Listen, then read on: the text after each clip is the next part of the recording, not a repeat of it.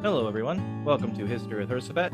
I'm your host, Chris, aka Hersaphat. Today, I'll be conversing with a couple tried and true, trustworthy individuals about the year that was 1993. The views shared on this podcast come from your everyday, ordinary people. My hope is that it'll give a unique perspective on history. For future podcasts, we're going to be doing the beneficial sounds of music. We had a COVID issue there. We'll be all right. And continuing on with our decade of the 90s with the year 1994. Don't forget to like, comment, and subscribe to the channel. Your support is greatly appreciated.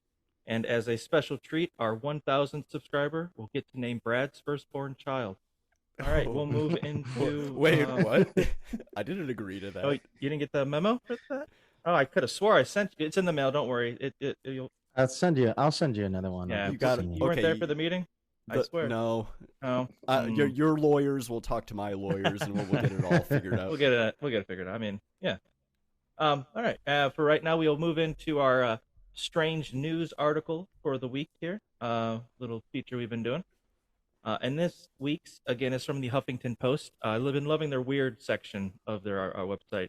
But this one, I had seen a couple articles about this, and I decided just to include it as well. But there was an armed man.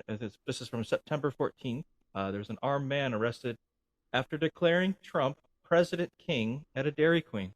An armed Donald Trump supporter who told cops he wanted to restore the President King of the United States was arrested at a Dairy Queen in Pennsylvania, where he said he wanted to kill Democrats and liberals. Oh, man. Jan Stovey was arrested without a struggle on multiple felony charges. According to police in Delmont, several people were inside the fast food restaurant at the time. Stovey, wearing a yellow safety vest and rainbow wig, was armed with a loaded .40 caliber pistol when officers arrived Saturday to investigate a motorist report of an erratic driver pulling into the Dairy Queen. Police said he declared he was undercover with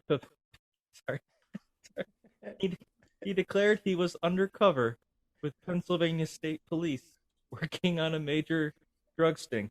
Okay. Man. They'll never buy this. They'll never believe it. Yeah. What great cover that is. A fucking clown wig.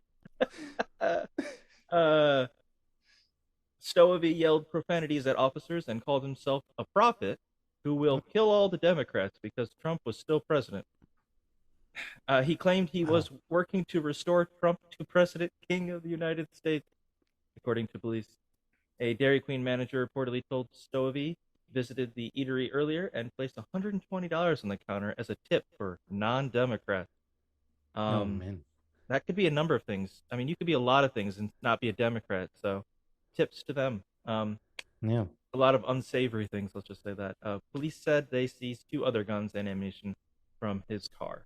And that is our weird news of the week. Okay. A Trump supporter in a clown wig and a loaded .40 caliber gun wanting to kill Democrats. Apparently he was undercover. And he was undercover. Yeah. Yes. Okay. And the Pennsylvania State Police. I mean, it sounds like he blew his cover almost immediately. Yeah. Terrible undercover police officer there. If he blows it right away. No, hold on. It's an undercover. Usually, you keep your mouth shut about that sort of thing, even in intense situations. But this guy, right off the bat. Yeah. All right. So that will be our. Oh, go on. Sorry. You have something to say, or add to it? Oh, well, they weren't. No. Well, they certainly weren't. He was thinking that they certainly wouldn't be looking for a guy with a clown wig on. I mean, yeah, in a way that is being undercover. Very, but sticking out at the same time. Yeah. So there's something there. There's some genius there. It's very avant-garde. Maybe they'll write a book about it. Maybe it'll be like a movie of the week. All right, we will now move into our timeline of 1993. All right. It's about damn time. Oh. I'm just. Oh, thank you. Wow. I'm just speaking for the listeners who've been waiting with bated breath for the next episode of History with Hersaphat. Right. Yeah, it's been a little bit. It has been. Yeah, I've had had a surgery and whatnot, so it's been a little bit. But we've been throwing out videos if anybody has noticed, little compilations of our little clips of our previous podcast things that we thought were interesting or funny. Well, And yeah, they better notice. yeah, they better. Well, we've been putting a lot of work into those videos. Absolutely. Tireless hours, sweat, blood, and tears in that order. All right. All right. We will go to January 20th of 1993. William Jefferson Clinton is sworn in as the 42nd President of the United States. He would celebrate the occasion by waving his genitals at the crowd during his inauguration speech. Oh, that's Slick Willie. On February 26, 1993, in New York City, a van bomb parked below the North Tower of the World Trade Center explodes, killing 6 and injuring over 1,000. After the attack, the U.S. government reassured the public not to worry if you work in the World Trade Center, due to the old adage that terrorists never attack the same place twice. So, on March 8th, 1993, I said 2003. On March 8th, 1993, the moon moves into its nearest point to Earth, called perigee, at the same time as its fullest phase of the lunar cycle. The moon appears to be 14% bigger and 30% brighter than the year's other full moon. Mm-hmm. The next time these two events coincided was in 2008 and was met with the same resounding indifference. Yeah, it's called a supermoon, isn't it? Right? Oh, yeah, it's like a super duper moon because it's like it lines up so rare, it's the exact perfect point between two. Yeah, and it just. Oh yeah, because I've heard of supermoons every once in a while, but yeah, this seems to be an even rarer occurrence. Yeah, it's at the nearest point during the fullest phase, and that only occurs, when everything lines up just right. So, yeah. On March 31st of 1993, Brandon Lee dies after being accidentally shot from a prop gun while filming on the set of the movie The Crow. Once again showing the many dangers of method acting characters who get shot and die. Whoopsie daisy. He couldn't That's just. the price for method acting, I guess. Yep. So he's like, this guy dies? Okay, let's do it. But you understand that he doesn't come back. No. Hold on. Let's give it a shot here. Quite literally. Yes. Go down in history is one of the greatest films of all time. Absolutely. All time. Absolutely classic, legendary film. Jesus Christ, man.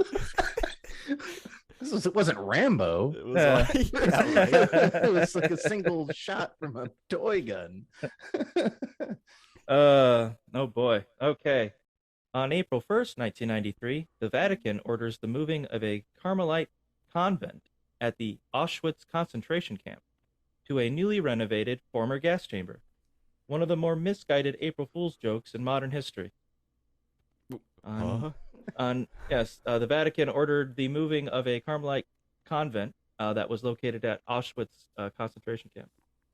It was still there after all that time. They decided it felt now, and the fact that they did it on April 1st was like, is that an April Fool's joke? So right. That's where I got it. Oh my God. So, yeah, on April 19th, 1993, a 51-day standoff at the Branch Davidian compound near Waco, Texas, ends with a fire that kills 76 people, including David Koresh, the cult leader. It would become a day Texans would refer to as just another Tuesday. April 23rd, 1993, the World Health Organization declares tuberculosis a global emergency, but reassures the public not to worry too much due to having a vaccine for the disease. The public was happy to hear it. 'Twas simpler times. June 27th, 1993, U.S. President Bill Clinton orders a cruise missile attack on Iraqi intelligence headquarters in the Al-Mansur district of Baghdad, in response to an Iraqi plot to assassinate former U.S. President George H.W. Bush during his visit to Kuwait in mid-April. A furious Saddam Hussein responded by denying U.S. citizens the Arby's gift card he promised them for Christmas.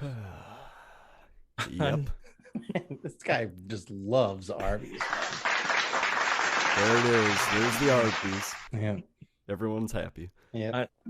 On June 28th, 1993, Gigi Allen dies after signing a modeling contract for the Gap. Well, that and the copious amounts of heroin. That might have had something to do with it. Derelicts everywhere shouted incomprehensibly a little louder that night. Gigi You can Allen, watch it. You can watch his funeral on YouTube. Didn't everybody like gather around and shit in his casket as it was being Yeah, lowered? I think they people spit in it. I believe. Who the fuck? Who is this? I've never heard of this. Just it's Just Gigi move on. Gigi Allen is I don't even really know. It's hard to explain that guy. I'll look it up later. yeah. Let's not waste time. Did they? Well, I wouldn't say it's a waste of time. Okay. That guy was fucking nuts. yeah, he'd Really? defecate on the stage and like throw it at the crowd. What? He would Strip just down punch naked and fight people. Yep. Yeah. What the hell? The last time anyone saw him, I believe it was in the middle of one of his shows. He just ran off the stage naked into the middle of the streets of New York, like with heroin in like one hand or so. I don't know. And then he died of heroin overdose like 3 days later. Yeah. Holy shit! Yeah, Gigi Allen. Hey, Brad, if you have any like anything else to say about it, not really. He was a misunderstood genius. I see. He was a total piece of shit person, I think. Yes, as far as I can tell. Yeah, right. In every way imaginable. All right, on July 15th, 1993, Evan Chandler institutes legal accusations against singer Michael Jackson of sexually molesting Jordan Chandler, Evan's 13-year-old son. The accusations were met from the public with a combination of shock and, yeah, I can see that. On August 21st, 1993, NASA loses radio contact with the Mars Observer orbiter 3 days before the spacecraft is scheduled to enter orbit around Mars. NASA later admitted that installing CB radios on the space probe was probably not the best choice for communication. CB radios don't really... Right. God well, you know, budget cuts and budget all that. cuts, yeah. Breaker. We got a good buddy out there. Hey, Rubber Ducky, we got some. Rubber Ducky. Rubber Ducky. Oh my God. Yeah. Jesus Christ. Jesus Christ. This episode is off the rails. Yeah. No one's going to listen to us after this. Chris has gone mad with power with his sound effects. Oh, God. On November 12th, 1993, marine dumping of radioactive waste is outlawed after it was discovered that dumping radioactive waste is, in fact, bad for the environment. December 4th, 1993, Frank Zappa dies after finding out his music is the reason for Joey Lawrence's existence. Oh, no. Frank Zappa. Brad, I figure I'd give you the stage here. Just if you want to say... I mean, it'd be hard to encapsulate Frank Zappa in like a sentence or two. I mean, he was okay. So that guy was so prolific. Mm-hmm. I think he has like 112 albums, and like 40 of those were released after he died. Jeez, that's just so death doesn't even stop him. Wow. Social critic, great. I mean, just interviews. Not only was he a phenomenal musician, but like just his intellect, I think, was also very appealing, especially to me. Yeah, I mean, I guess that's what I would. Yeah, add. he was a very, very well-spoken guy. Yeah, yeah. Did a lot for music censorship. Mm-hmm. I think he spoke in court about it. Yeah, I believe they wanted to introduce like the parental advisory sticker or whatever, and he was against that. Yeah, he was against censoring any. He was against censorship of like any kind of art. Yeah.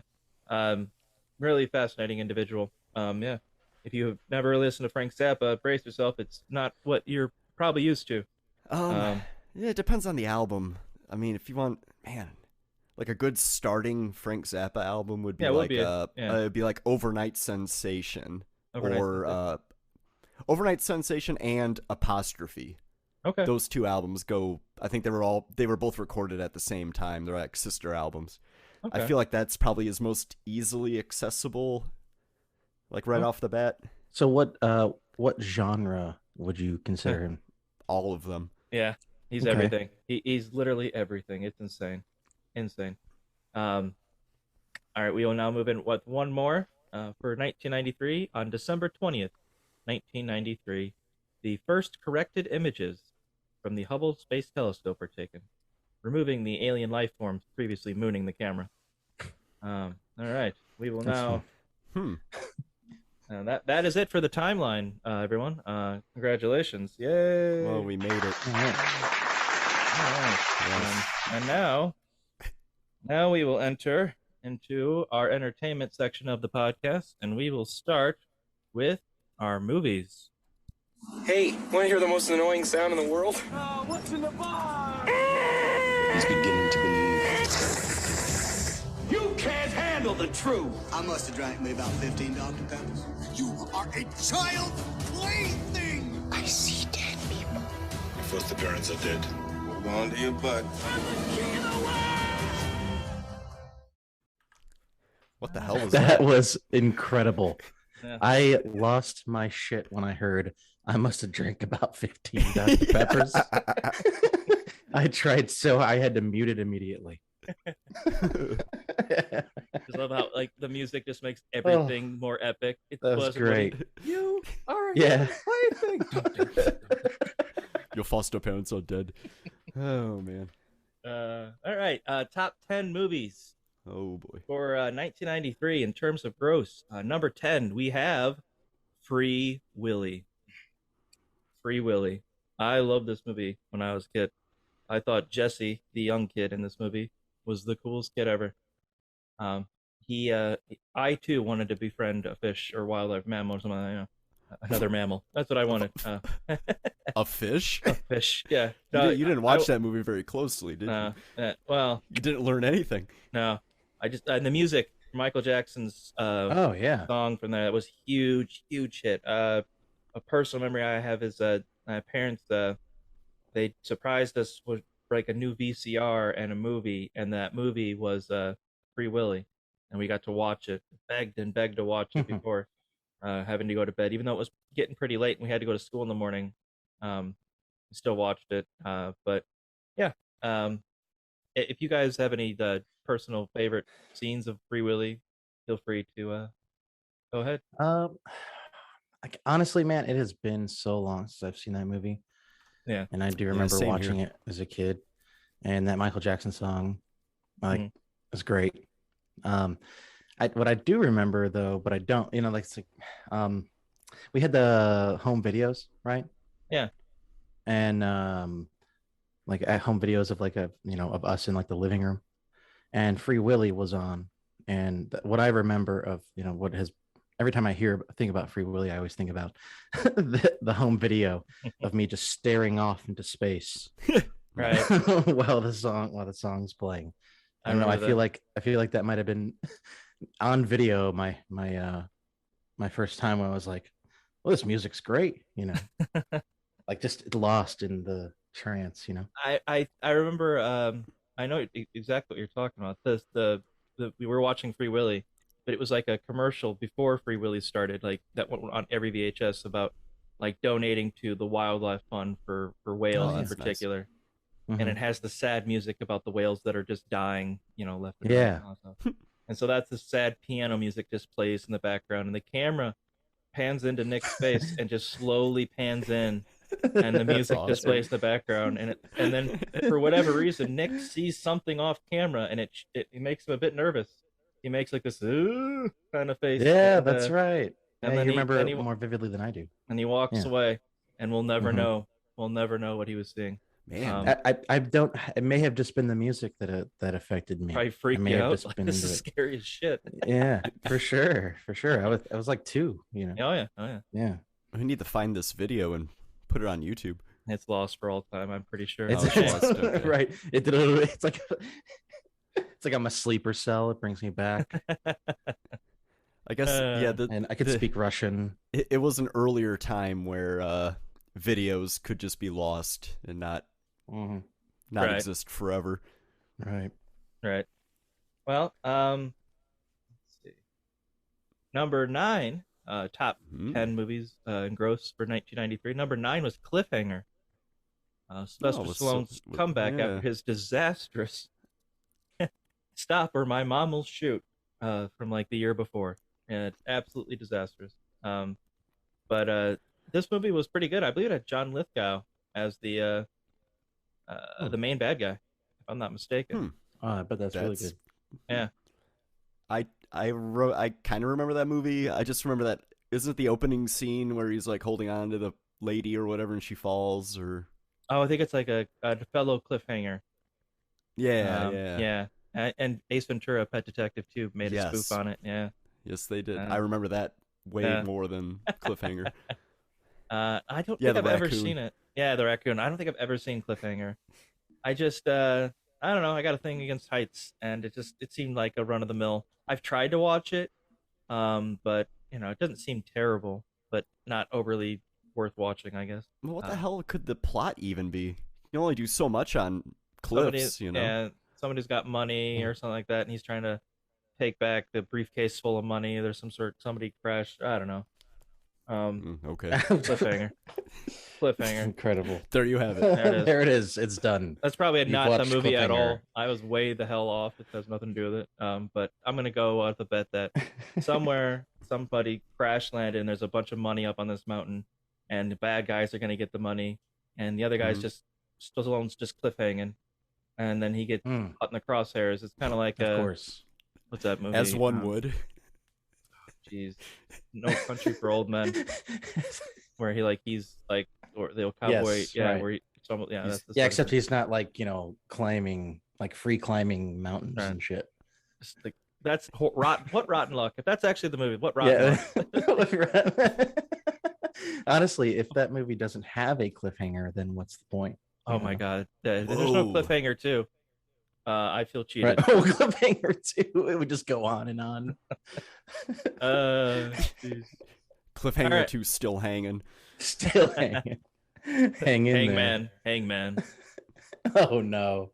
All right. We will move on to number 8, top 10 movies, 1993. Number 8, Aladdin. Yes, of course. Classic. Mm-hmm. I watched that a fuck ton when I was a kid. I used to watch it like it was every day. It felt like we had it at home. My grandparents had it. Everyone had it. And you just watch sworn Aladdin. that we mentioned this. I could have sworn that we mentioned Aladdin in an earlier podcast. Maybe it was 92. Yeah, it's hard to say. I mean, just like there was another time where this is the early 90s. So you'll have movies that, depending on what time they get released, are also the most popular. Still making the money. Yeah, like Home Alone. Home Alone was. Wow, Aladdin is that popular. Oh yeah, with Rob Williams as the genie. Yeah, I think I mentioned Aladdin for sure on a previous episode as like being my favorite like classic Disney animated movie, and it is my favorite. It's just it's just a good all around. Yeah, they let Rob Williams just go wild with his ad libs, and all the better for it. And it works so well when it's animated because he can just turn into those characters. Yeah, on a dime. It's crazy how his mind works. I think he turned into like all 3 of the Marx Brothers at one point. Yeah. Like it's just ridiculous shit. Mm-hmm. There are characters that he was doing back then that I didn't realize who the fuck he was talking about till like a couple years ago. Right. Yeah. Like William F. Buckley. Why would I know that guy? But he did change into William F. It was like, there's a few quid pro quos, and he like grows like more fingers. I don't know. Yeah. That's who he's referring to. I had no idea, but yeah. Right. Number 7, in terms of top 10. Number 7 for 1993, In a Line of Fire, Clint Eastwood. I believe, if not mistaken, he was like a member of the CIA the day that Kennedy got assassinated, and he quit. He couldn't take it anymore. He's a failure, and now another president's going to be assassinated, and only he can stop them. And I'm pretty sure this is the movie with John Malkovich as the main bad guy. I'm pretty sure, but I could be. So you're saying that there's a scene in this movie, even though I've never seen this movie, that he's retired, right? He's got his own little like estate, and then the military comes or the FBI comes and says, "Look, the next president's gonna be assassinated, and you're the best. We need you." Yeah. And he refuses. Hey, I've retired. That's not me anymore. That kind of nonsense. Yeah, I've given up that life. I can't do it. Right. It was too painful. I won't do it again. Not since that time. Yeah, exactly. Called it quits. You gotta let it go. Yeah. No. They're the best, damn it. We need you. Only you can stop it. Yeah, that's pretty much it. That is, In the Line of Fire, 1993, top 7, or number 7 in terms of top movies. Number 6 was Indecent Proposal. I don't really remember that movie. Never saw it. But I've heard of it. I just, but the proposal is indeed indecent, right? Like something like give you money to sleep with. That's right. With his wife or something. Or yes, and they made a spoof out of that in Kingpin a couple years later, when the same guy who was in that movie, I believe, comes up to what's his name, Randy Quaid and Woody Harrelson. He says, "I'll give you $1 million to sleep with your friend." And, yeah. And he's like, "You want me to set that guy straight or should I?" "No, I'll handle it." And then the next scene, they're like in bed and he's like throwing up money. God, yeah, that's where that came from. We'll move on to number 5 here. The 5th highest grossing movie of the year 1993. Number 5, Mrs. Doubtfire. What a movie. What a fucking movie. Love it. We mentioned that in a previous episode. He needs to go to jail, like that character. Right, just, that's this man child. Right. That's just some crazy shit that he did, man. Like in like a reality. Like if it wasn't a movie, like this guy is nuts. For sure. He's getting absolutely the chair. Nuts. Right. And lethal at the same time. Lethal injection and the chair. They're throwing everything at him. Yeah. I love how poor little Miss Doubtfire. I remember the scene. Hello. One of my favorite scenes. Yeah, well that's classic, man. I love that. It's when they're asking for his name in that character, and he looks at the piece of newspaper or something next to him, like an article, and it's like Police Doubtfire.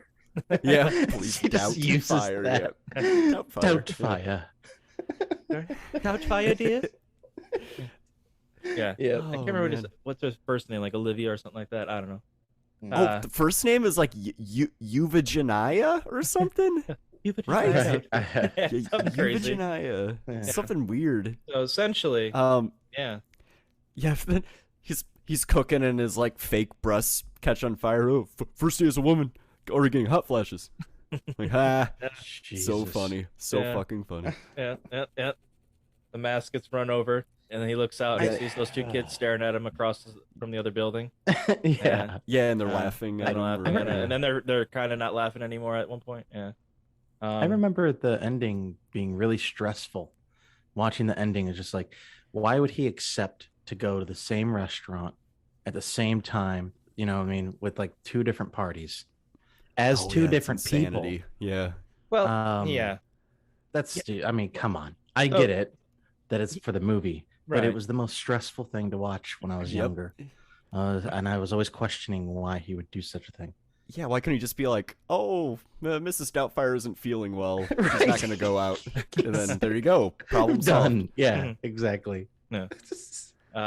Well, you got to think. I mean, just based off what we know from the beginning, it's a shaky marriage. It was fun to start. Sure. And then he's like throwing parties with goats and live farm animals and kids. His wife comes home and she's the bad guy because she's got to take responsibility for it all, and he's Mr. Fun. So the kids like him and hate her. So there's this whole thing. Oh yeah. That's the whole thing. Sally Field's an excellent actress, obviously, but they do that scene so well, and she's like, I want a divorce, and most people they get divorced, they miss their kids, they love their kids and all that stuff, but the option to just what's the most sane thing I can do right now is dressing up like an old lady and being their babysitter, because there's no gray area between divorce and dressing up like an elderly lady. Like, he gets divorced and like he could be like a responsible adult man and just be like, I'm gonna get my shit together, we'll figure this out. Like, no, I'm gonna dress like an old lady and this will win him over. Yeah. Just, I don't know. Unless his wife was like secretly like like she was into that sort of thing, like she had a fetish, like he's like, well, maybe I can come around, because even with her, he may even be around the kids, but like his wife, the whole thing just doesn't. I mean, it adds to tons of hilarious situations. Yeah, sure, it's you can't think about it too much, I guess. It's obviously it would be Mrs. Doubtfire if he's Arrested Development, they knew that Miss Featherbottom was Tobias. So yeah, the entire time. yeah, it was the most obvious thing. Right. Well, I don't know if Tobias Fünke is as half the actor that Daniel, whatever the guy's name is, in Mrs. Doubtfire. Right. Well, he was a voice actor, I guess, right? Oh, that's true. Something like that. Yeah, at the very beginning, and then he quits because the cartoons are smoking cigarettes, and he's against that. That's right. Here's the thing that really, if you think about it, because at first, he's got nothing. He's clearly got a lot wrong with him if he thinks this is the best way of going about it. But be that as it may, he's Mrs. Doubtfire or whatever. Even in his job, he's finally getting ahead. His boss gets to see him just goofing around and likes what he does. And now he's moving up in ways he never thought was he could do it. And he's got his own TV show now, right? Right. Where he gets to be essentially Mrs. Doubtfire, which makes, I guess, in the roundabout way. But why didn't he just stop being Mrs. Doubtfire in his kid's life and just stick with his job's doing well? He's making improvements. His house is clean. There's all these little things. There's no need to continue doing Mrs. Doubtfire. You'll get to see your kids if you just play it cool. But again, he does the worst. He goes atomic. He goes nuclear and has a dinner with both parties at one night. So we've been talking about Mrs. Doubtfire for like 20 minutes. There's still more to unpack. You got Pierce Brosnan, who's like, he's supposed to be like the bad guy taking his family away, Right. But he's like a super nice guy though the entire time. Oh, for sure. Yeah. He's not actually the bad guy that they try and make him seem. Daniel did it to himself. And then Daniel fucking tries to kill him with the pepper at the end. Yeah. He's got issues. I mean, yeah. Yeah. He just flies off the handle. Literally. But he did save him at the end though, Yeah. It's like, oh no, I killed the bastard. I killed the bastard is what he said. Oh no, I killed the bastard. Oh man. It's a good movie. Yeah, I love that where he's like walking away and Robin Williams throws an orange at his head or a mango, whatever it was, and he's like he turns around and he sees it. Oh my, he was a run by fruiting. You should have. Oh, he went that way, and he's just like, it's like a run by fruiting. It's so ridiculous. All right, we'll now move on because we have to. We absolutely have to. Number 4 in top 10 movies of 1993. Number 4 was Sleepless in Seattle. Tom Hanks and a little kid and Meg Ryan. Meg Ryan, yeah. Pretty good movie. Yeah. Although if you flip the roles, it turns into a horror movie. Because she's like stalking him, right? She's like all obsessed with him, right? Because he's on the radio or whatever, and yeah, if you turn that around, and it's the guy stalking a girl. Yeah, it's a fucking horror movie. True. I mean, that's 50 Shades of Grey, but in a trailer park. Not as exciting, People don't want to watch that. Number 3, top 10 movie in 1993. Number 3 was The Firm, with Tom Hanks. Now, this movie, I've tried to watch it twice, and the very first time I tried to watch it, I'm laying in bed, getting ready. It's one of those things, just casually watch the movie, and maybe I'll fall asleep. Maybe it'll be so endearing and encapsulating that it'll grab me to a point where I have to watch this movie. In the first 10 minutes of the movie, I've shut it off. I couldn't watch it. There is a scene where Tom Hanks and he's walking down the sidewalk with like a bunch of friends or something like that, and he sees this kid, and for whatever reason they get in like a little race or whatever, and Tom Hanks, on just for shits and giggles, does a bunch of backflips. You mean Tom Cruise, right? What's it call him? Tom Hanks? Fuck. Yeah, you keep Tom saying Cruise. Tom Hanks. It's Tom Cruise. Tom apparently. Cruise. Okay. God damn it. Tom Cruise does a bunch of backflips. Backflips. Yeah. And everyone claps. It's like, oh yeah, everyone's applause. Yeah, it's God, yeah, and it's so corny. It looks so stupid. I was like, what the fuck am I watching? The Firm. I'm thinking it's a law movie. It's about intrigue and all this stuff. And within 10 minutes, he's doing backflips on the sidewalk, and I was like, all right, I've had enough. And that was the end of it for me. Weird. Yeah. I believe it stars like Ed Helms and Ed Helms. That's The Office. Ed Helms. What's his name? Ed something or other. He was The Truman Show, the main bad guy, not bad guy. Ed Harris. Ed Harris. Ed Harris. Ed and Harris. Gene Hackman and Gary Busey. Whoa. Oh boy. Holly Hunter. Yeah. Yep. Wow. Okay. Number 2, for top 10 movies in terms of gross, number 2, 1993 was The Fugitive. Oh yeah, which it's a it's good just movie. yeah, it's got a couple classic lines in that movie that have been spoofed by The Simpsons and by others I know. My glasses. He's like at the end of that sewer drain in the movie The Fugitive. He's like, I didn't kill my wife, and Tommy Lee Jones is like, I don't care. And he's just like, all right, well, if you don't care, and he just jumps off the thing and manages to survive. And he's going after the guy with the one arm did it. It's the most ludicrous thing to yell out, but he's legit serious. The guy with one arm did it. So, spoiler alert. Yeah, that was is the what one-armed man. It was. It's just what a cliche thing to say, and it was indeed true. The Fugitive, pretty decent, not bad. Nice movie. If you've never seen it, I recommend giving it a watch at least once. All right, now we'll move ahead to 93's top, the number 1 movie in terms of gross for 1993. One of the greatest movies I've ever seen. Loved it so much. I'd watch this and Aladdin all the time, amongst other movies, and that movie is Jurassic Park. Jurassic Park, the number 1 movie of 1993. Billy and the Clonosaurus. But yeah, Jurassic Park, I think, is the first movie I ever saw in theaters. Pretty sure. 93, 96, 70. I would have been like 7 years old. Yeah, probably. I'm pretty sure we saw it in the drive-in. I'm pretty sure. It was just, wonderful movie. I mean, just so many quotable lines from that movie. Just for me personally, that maybe aren't like the quotes that everyone thinks. Everyone with Ian Malcolm's quotes. Like life finds a way. All these little things. Yeah. Or his laugh. Ow. Ow. Yeah. Ow. I love the remix. Oh, that's so great. Ow. Oh yeah. I think what was that? Was that Jeff Goldblum's like first role that like cemented him as Jeff Goldblum? Like from there on out, he was just always he was just like himself, that caricature, just like that caricature, that maybe eccentric kind of I think weirdo that we all love. Yeah, absolutely. Right. I'd say you're probably right on that.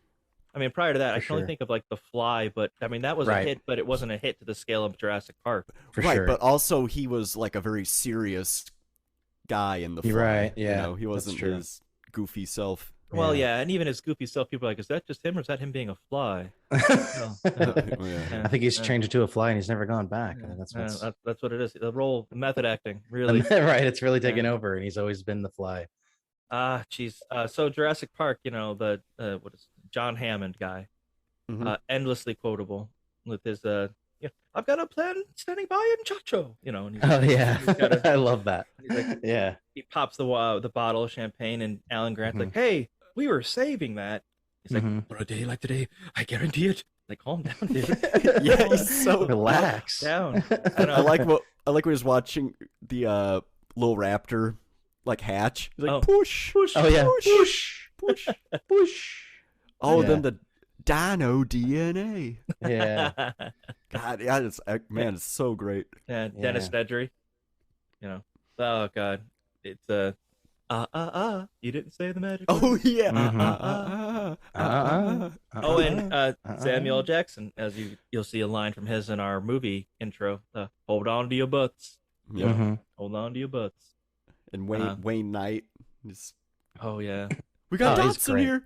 Yeah, yes, nobody cares. Yes, It's so. Oh, one of the things in Jurassic Park, having seen it so many times that I've noticed, and there's a scene where Timmy and Lexi are in the, the kitchen area, like in the freezer area, that famous scene with the 2 raptors, and Lexi and Tim are leaning up against the end of one of the cabinets, and you'll look up. If you look above their heads, there's a little crack in between, and you'll see this little tiny thing flick, and the ladle drops.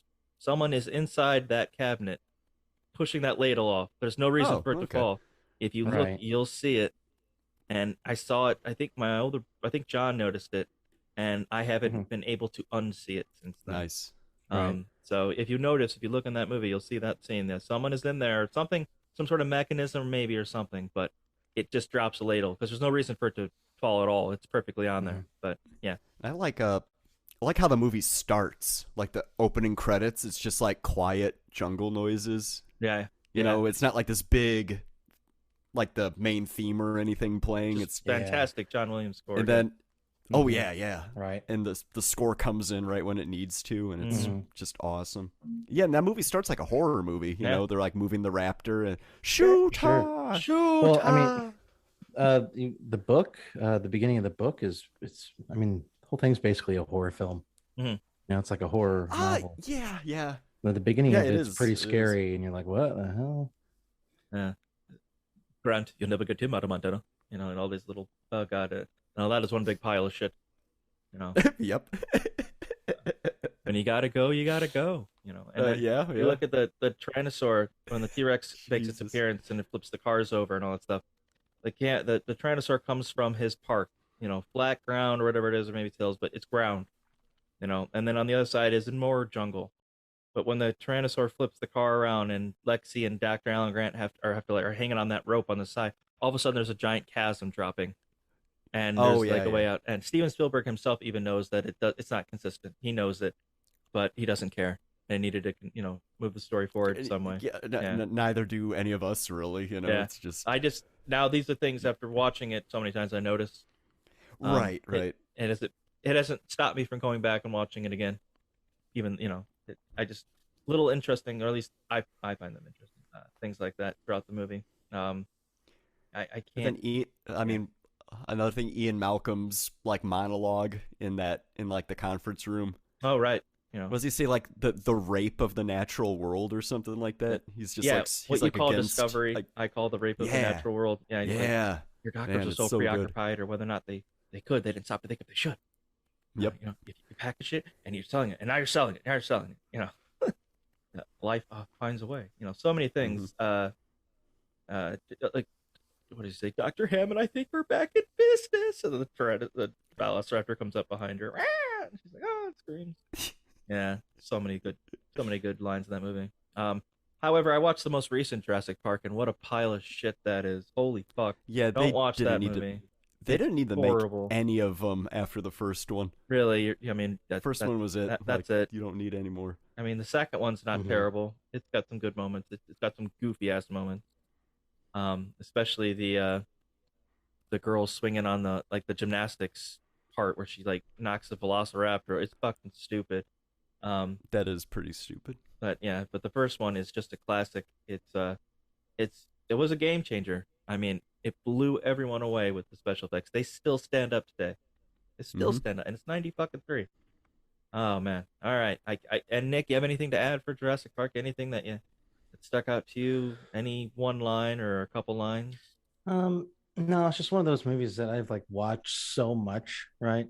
Mhm. That like these lines are like they're like these phrases, these lines, the way they're said, it's like a soundboard in my head. Like I remember exactly the pitch and how they say it and all that. You know, you know what I mean? Like it's yeah. Oh yeah. So I've seen it so many times. It's great. Mhm. But yeah, the newer Jurassic Park, like the Jurassic World or whatever, not into it, man. Not into it. Nope. Yeah. All right. We will now move on to my personal film selections of 1993. There's a bunch here, so we won't have to talk about every single one at great detail. We probably, we'll be here for hours, unless you guys want to. But my personal film selections of 1993, I started off with one of my favorite Bill Murray movies ever, Groundhog Day. I watch it every Groundhog Day. That's fantastic. Oh yeah, it's so good. I think someone put it together. I think he's in that state for about 10,000 years or so, a little over. Something like that, yeah. Yeah. Just imagine what you could learn. Yeah. For how long it takes him to learn everything he learns, something like that. Yeah. Wow. Same day over and over again for 10,000 I mean, years. I just love the part where he's like given up and he's just committing suicide constantly. Yeah. That's like, man, that's awesome. Every fucking thing about that movie just cracks me up.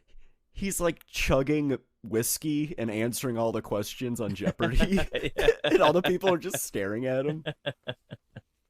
I like the the cameraman for the TV crew, he cracks me up. I can't remember his name in the movie, but like when he's like, yeah, I've seen him eat, and he sticks his whole hand in his mouth. It doesn't make any sense. He's like, all right. He's always just such a dick to him for no reason. He talks about it, calls himself the talent. How he avoids the homeless guy. My favorite in the whole thing. He's like, Bill Connors, it's me, Ned Ryerson.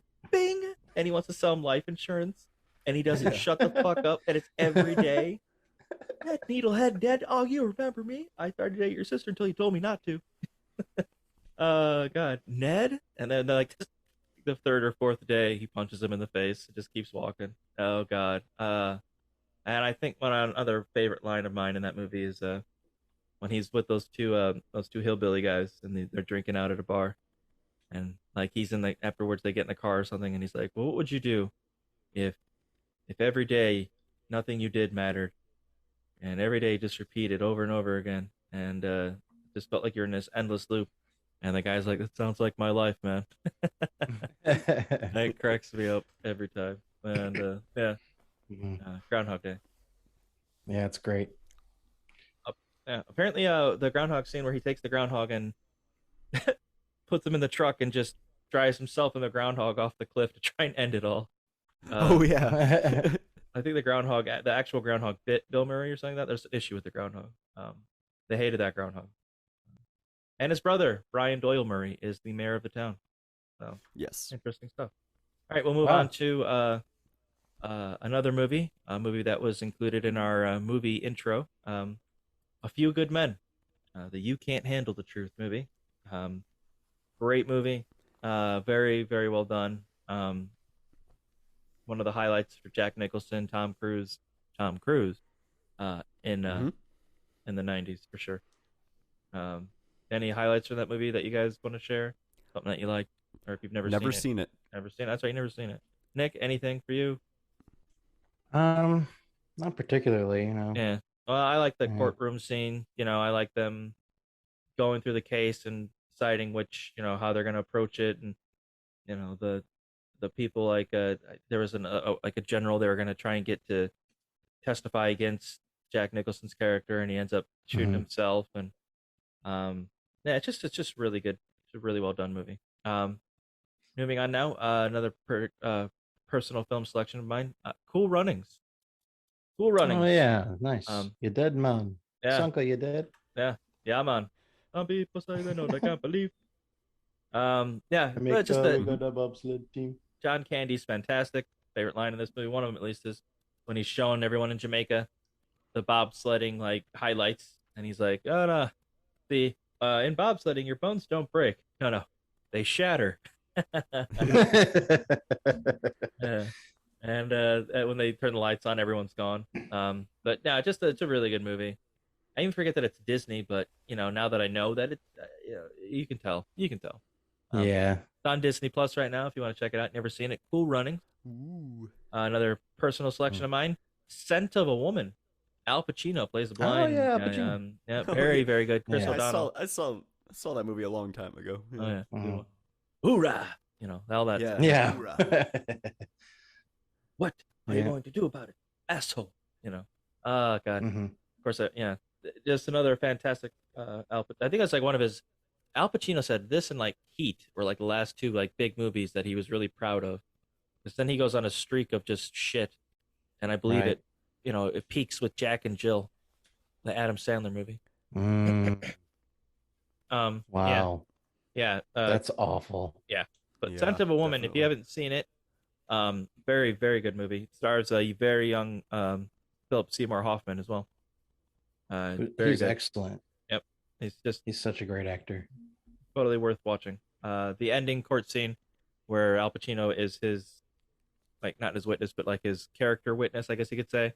And he just, his speech to everyone is great. That snarky guy is that actor, he's probably a real nice guy, but he plays a snarky asshole better than most. He played the same guy basically in like Independence Day. But he's always like the guy you love to hate. Moving on, another personal selection of mine for 93. What's Eating Gilbert Grape? Okay. such a good movie. The Leonardo DiCaprio did such a good job. People were shocked to learn that he actually didn't have like Down syndrome or any of that sort of thing. Right. People thought that he actually had, sort of affliction, but he, it was like, no, it's just, he just did an excellent job with it. And Johnny Depp as well. Yeah, I never saw that. That's a good movie. I won't get too much into it, but if you haven't seen it, it's totally worth checking out. What's Eating Gilbert Grape? Another personal selection. Rookie of the Year. As a kid, you're hoping that if you do fall, you tear that tendon, that at the very least, you'll be able to throw a baseball about 150 miles an hour. So for the Cubs, though. For the Cubs. Yeah. John Candy's in that movie as well. He's excellent in that movie. And Daniel Stern is very funny. He's the guy who's yes, he is. It's like locked in like a batting cage or something. I don't know. But the whole movie is it's a good kid movie. It's a good like tween movie. Rookie of the Year. Is that Disney? Yeah, that's Disney as well. Probably, yeah. I'll move to another personal selection of mine. Probably one of my favorite movie I could still go back and watch at least once a year, just because it's so funny to me at least. Dennis the Menace, with Walter Matthau as I love that Mr. movie. Wilson. Yeah, I watched that movie recently, actually, a couple of years ago. Yeah. Christopher Haven't Lloyd. seen it since I was a kid. Oh, it's so funny. You need to watch so it good, again. man. Yeah, you need to watch it again. I think it's a Chris Columbus film, isn't it? Or It is, yeah. Yeah. I'm pretty sure it is, yeah. It's the same guy that did Miss Doubtfire, right? Miss Doubtfire was Christopher Columbus. Was it? Ooh, maybe, yeah. That's the guy that did Home Alone, right? Right. Yeah. And the first two Harry Potter movies. Okay. Yeah, so Dennis the Menace, Christopher Lloyd's the villain in that. He's excellent. Yep. Excellent as the villain. Chris Columbus. It's just really funny. And I didn't know that Walter Matthau was, Mr. Wilson. Where are the GD lanterns, Martha? The GD's goddamn. Yeah, right. I had no idea. No idea the whole time. Oh, God. It's so funny. Oh, no. So it was a Nick Castle film. Nick Castle did this movie. Yeah. All that stuff. I just making... Lincoln. Yeah. George. He's just a boy, George. Yeah. He's Like got arms. I can't remember the little kid's name, but he's like Hunter, your mother just called me. She wants you to go home now and take you to the ice cream store. And the kid's like, ugh. He's got like a cross-eye. His face gets really bright. Yeah. And Martha's like, that poor boy is gonna get home and realize he's not gonna get ice cream. George starts laughing. Well, you better get used to it. Disappointment's going to be a big part of his life. He's a foot short for his age, and he's cross-eyed. I love when Dennis is bothering him about the code for his safe. Oh, right. Nice. Yeah. And he's like, you'll never guess it. He's like, I bet it's your address. And the lightning strikes. Yeah, the lightning strikes. Yeah, and Walter Matthau like stares at the camera. Man. So good. The beans that he tries to eat at the end. There's that whole the killer. Not a killer. I don't know. He's not a killer. He's a robber. He's just like this. Yeah. Hobo guy. I don't know. I don't want to say too much, but Dennis the Menace, excellent. You should totally watch it. If you haven't. In the same vein, probably like one of the greatest. I don't know. Just it has such a reverence nowadays that this movie is thought of as one of the greats. The Sandlot came out in '93. Oh, fantastic! Yeah. I watched this recently as well. Yeah, it's just a really good movie, for everyone, and it's just endlessly quotable. You're killing me. It's a timeless movie for all ages. Timeless. Yeah, it really is. Yeah. It'll be timeless 30 years from now. I watched that so many times growing up. Wanted to play baseball. Wanted to wear PF flyers. I legit looked anywhere for PF flyers. Do you guys, and PF flyers? That shit has been made since the '60s, kid. Like I wanted some. Get them at Goodwill for like 50 cents maybe. But I really wanted PF flyers, and I wanted the shoes, and I wanted the whole thing. And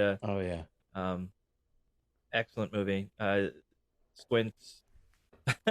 Kid with the glasses, that whole move that he pulls on the lifeguard, Wendy Peppercorn, I think her name is. Yeah. Peppercorn, yeah. She's like, oh, you little pervert. Yeah, that's another movie that I watched a lot as a kid, and I have not seen it anytime recently. Yeah. Right. Well, you should definitely revisit it. Revisit The Sandlot. Just a really good film. All right, we'll move on here because I still have 7 more.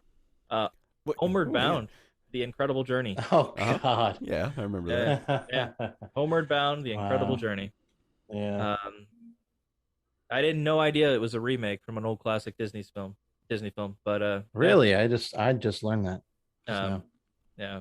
I mean, I learned it, a long time ago now. But when I first saw the movie, I didn't know it was a remake. Yeah, for the first couple of years at least. But yeah, just I don't know who played Shadow, the voice Shadow. I don't remember the name of the actor, but Michael J. Fox played Chance, and Sally Field played Sassy. And as a kid, I liked Chance. Chance was the funny dog. The one who's getting in all sorts of hijinks Right. and whatnot. Sassy was all right. And Shadow was the tried and true, old Right. Yeah. yeller. And that scene where he's like, "You need to go on without me, champ. I've gone now. I can't go any further." No, Shadow, you gotta come, Shadow. All that stuff. Gosh, that's so And stupid. And I was like, "Oh man, You know, this is like the I'm- Land I'm- Before Time scene. It's like of that heartstring pull." I'm just glad they didn't try to like make their mouths move or like Oh my animate their God, mouths. that would've been hilarious. Oh, really yeah. awful. That would have been awful. Yeah. Yeah. But yeah, another like classic, all-time classics came out in '93 for I guess kids movies. I mean, they are kids movies, but they're still loved today. Well, we're a little biased with For a sure. lot of these For sure. Definitely. because this is our decade. Mhm. Yeah, and my personal film selection. That's why there's so many. Is because the Yep. end that we'll move on here. One of the I'm gonna move Rudy. Rudy was a movie I'd recommend watching at least once. It's not really believable. I don't know how true it is, and a lot of sports fans hate the movie Rudy. A lot of people it's gotten more hate in the past decade or so than it has in the previous 20. Is that like an Airbud type of movie, but it's like a No. chimp? No, it's Sean Astin, where he's Did you say a chimp? Yeah. I mean, well, it's kind of right. I mean, it's Sean, a human being in a sense. Okay. Evolution. But Sean Astin is too short, stocky. He's not a football player at all. He's an accountant at best, and he's He's a hobbit. yeah, he's a hobbit, truly, and he's working at like a steel mill in his local town. He's going to community college, but he wants to go to Notre Dame. He wants to go to Notre Dame so he can play for Notre Dame football, so he can be in the football team.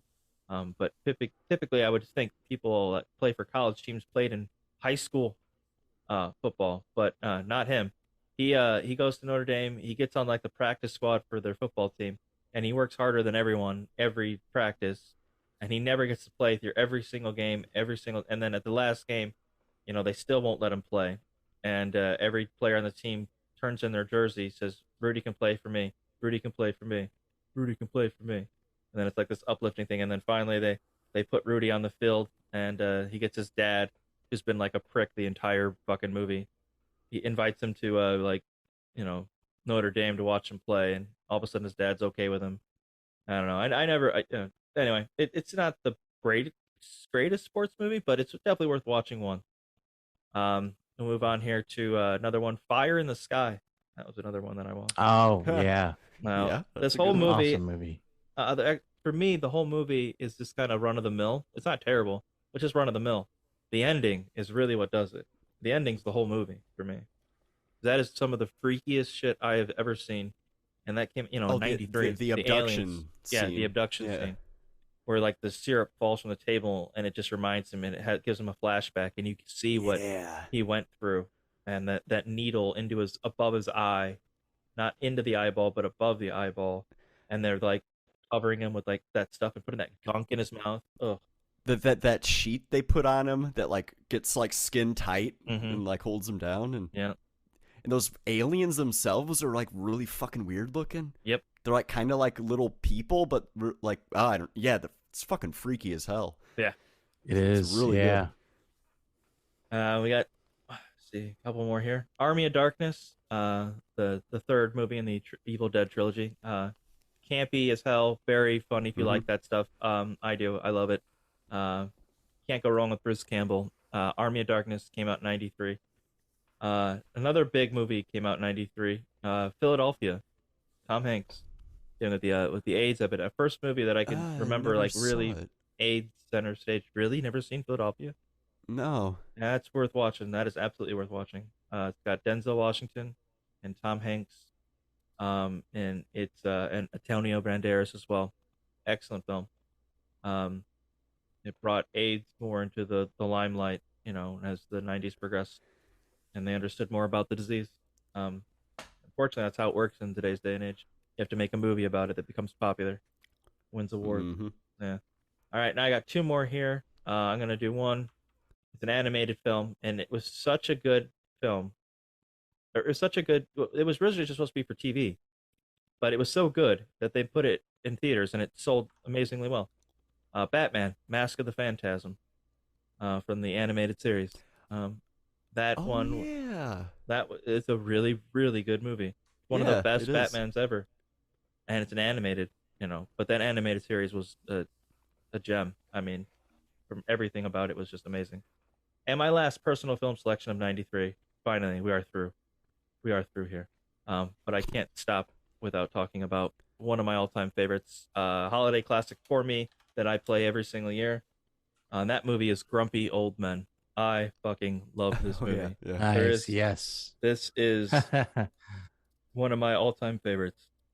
The beginning song, "We're Having a Heat Wave," I play every time there's a big snowfall or it's in the negative temperatures or cold temperatures, here where we live. It's a little tradition. This movie is like a tradition to me. I have to watch it.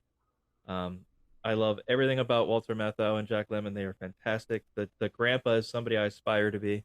I hope to be like that old guy when I get older. With that same sort of attitude. And Margaret, yeah, definitely great. His son, Walter Matthau's son, is funny as hell. I love that guy. He's got a great show, like a good podcast and all that stuff. But, and Jack Lemmon's daughter, she's great too. She was in Blade Runner, way back in the day.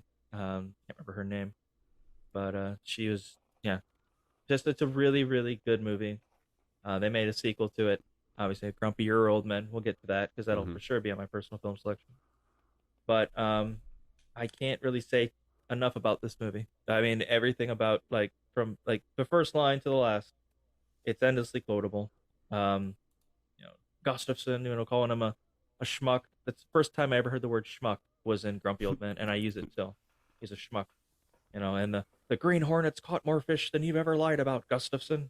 And is the grandpa, the dad is like, there's a woman who moved across the street, Dad. And his dad's like, well, did you mount her? Jesus, Dad. Like, well, if I was a young chap like you, I'd be mounting every woman in Wabasha. And he just like hand gesture. Oh God. It's so good. The pranks that they play on one another are fantastic. Walter Matthau, or Jack Lemmon takes Walter Matthau gets a hold of Jack Lemmon's controller, his TV remote, and Walter Matthau waits for the lottery to come on because he knows he's waiting for the lottery because Jack Lemmon's character is playing the Gustafson is Jack Lemmon's character. Gustafson is playing the lotto, and he's really, really hoping he needs a big, he needs to win. Last ditch effort here, and as he's waiting for the ball to roll down so he can see what number it is, Walter Matthau, Max is his character's name, turns the channel. And he's like, what the hell? And he keeps going back and forth. And it just becomes this absurd, collection of commercials that I don't even know where the fuck they got them from. Yeah. Because one was like, here we go. Here we go. And it's got a Domino's. Then it's like a da-da-dun, dun, da-da-dun, and it's like Looney Tunes. Doesn't make any sense. Yeah, it's just so good. Grumpy Old Men. Can't recommend that enough. That might be one of my numero uno recommendation for '93. I mean, they're all a lot of great movies, but that's one of my my favorite. So we will now move on to worst movies for '93. We've got Demolition Man. I've got Demolition Man as one of the worst movies of 1993. If you haven't seen that movie in a while, I recommend giving it a shot. Make sure you take a few shots before you do, or however you got to get through it. It's fucking stupid.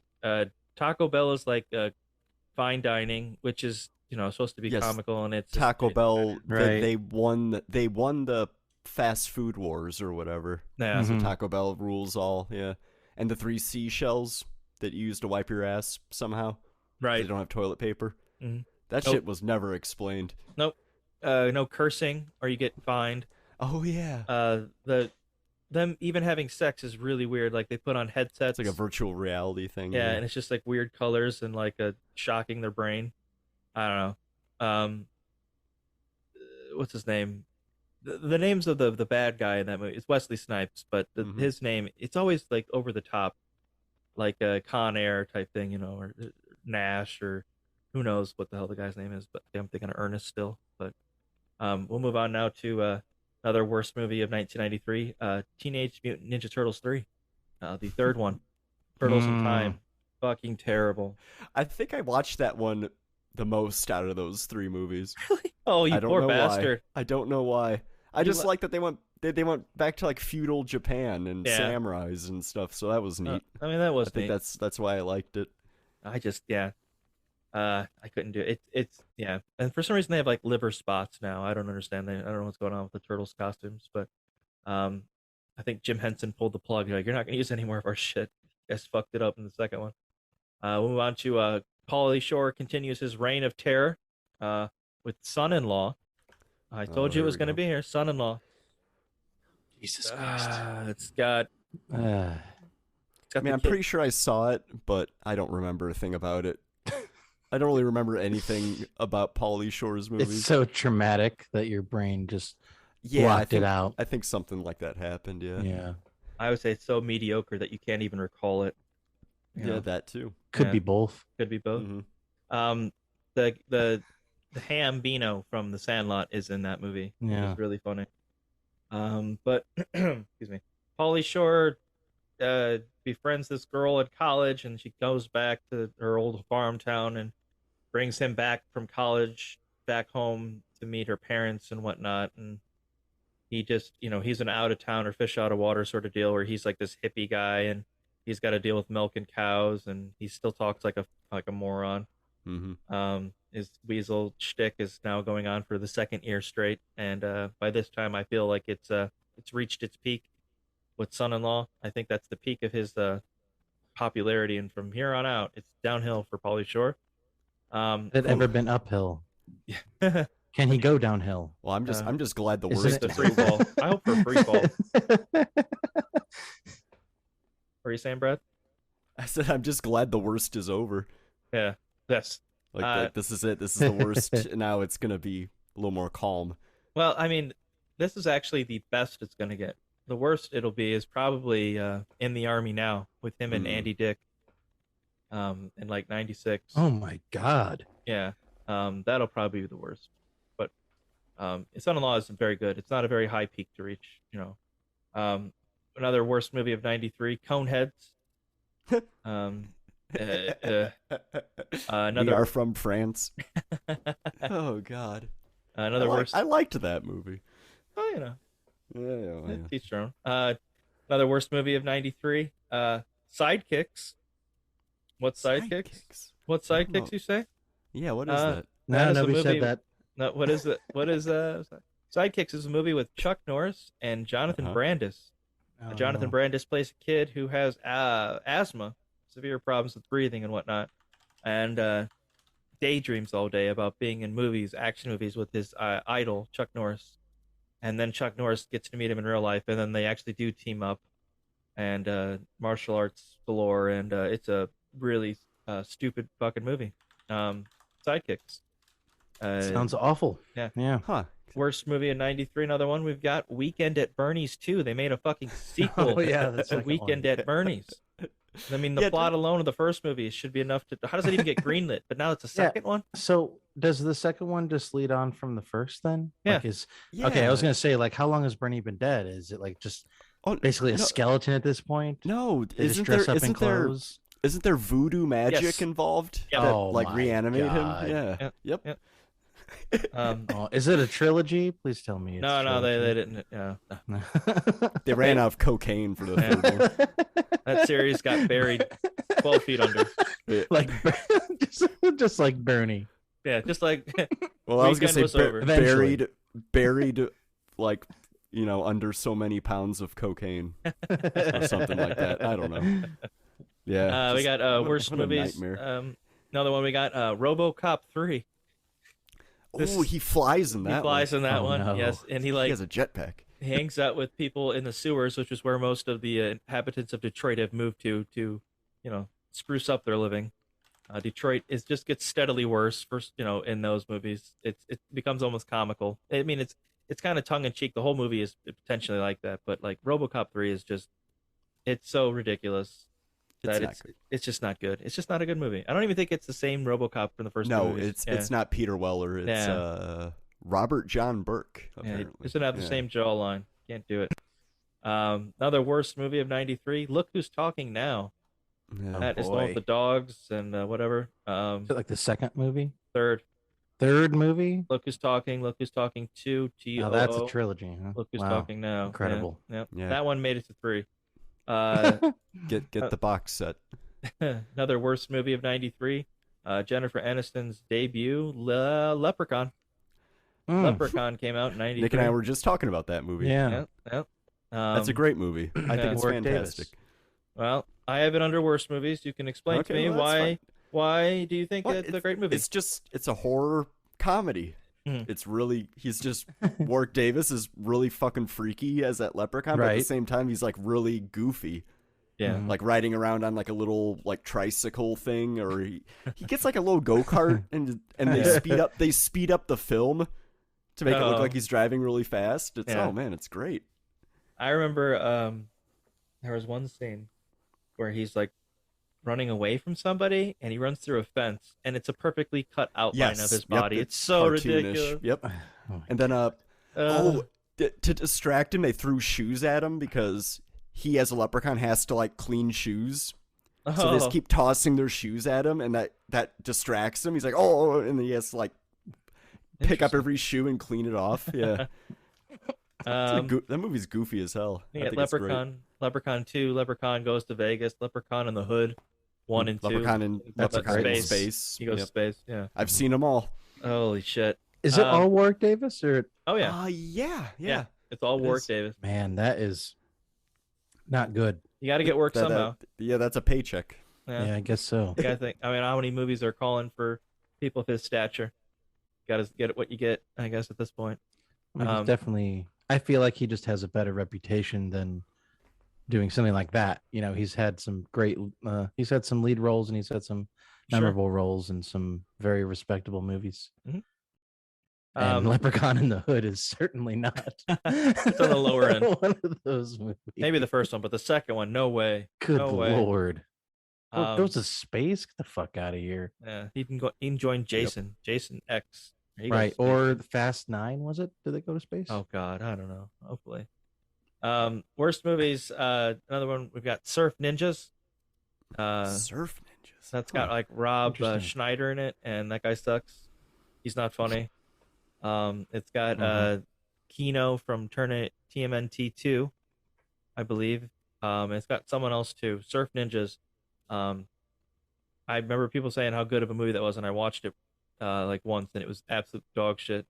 The movie sucks. Don't watch that movie. Surf Ninjas. I mean, if you like it, you like it, but holy fuck, that movie sucks. Another one I've got just for me because I'm gonna apologize to the people in my 4th grade class. Tom and Jerry the movie. I brought this into school because I watched it a bunch and I thought it was funniest thing in the fucking world. You got to watch Tom and Jerry the movie. I mean, you don't hear any talking for the first half an hour because it's Tom and Jerry, but once it gets going, man, you won't stop laughing. And I brought it in, and everyone was pissed because we only get so many movie nights a week, or movie days a year, I should say, and we wasted it with Tom and Jerry. The hatred. After I was like, yeah, this is good, right? I look around the room, people. I remember just looking at, give me the mug face, mean mugging. Everyone was pissed. A couple kids were crying. Literally, someone said, "I can't believe you brought this stupid movie." Yeah, this movie sucks. Or they didn't say sucks. This movie's stupid, Chris. And I was like, "Really? You think it's stupid?" And I was like, "Wow, okay." And my last worst movie for 1993, I think the worst movie. No, sorry, I got two more. Man. Oh boy. 2 more.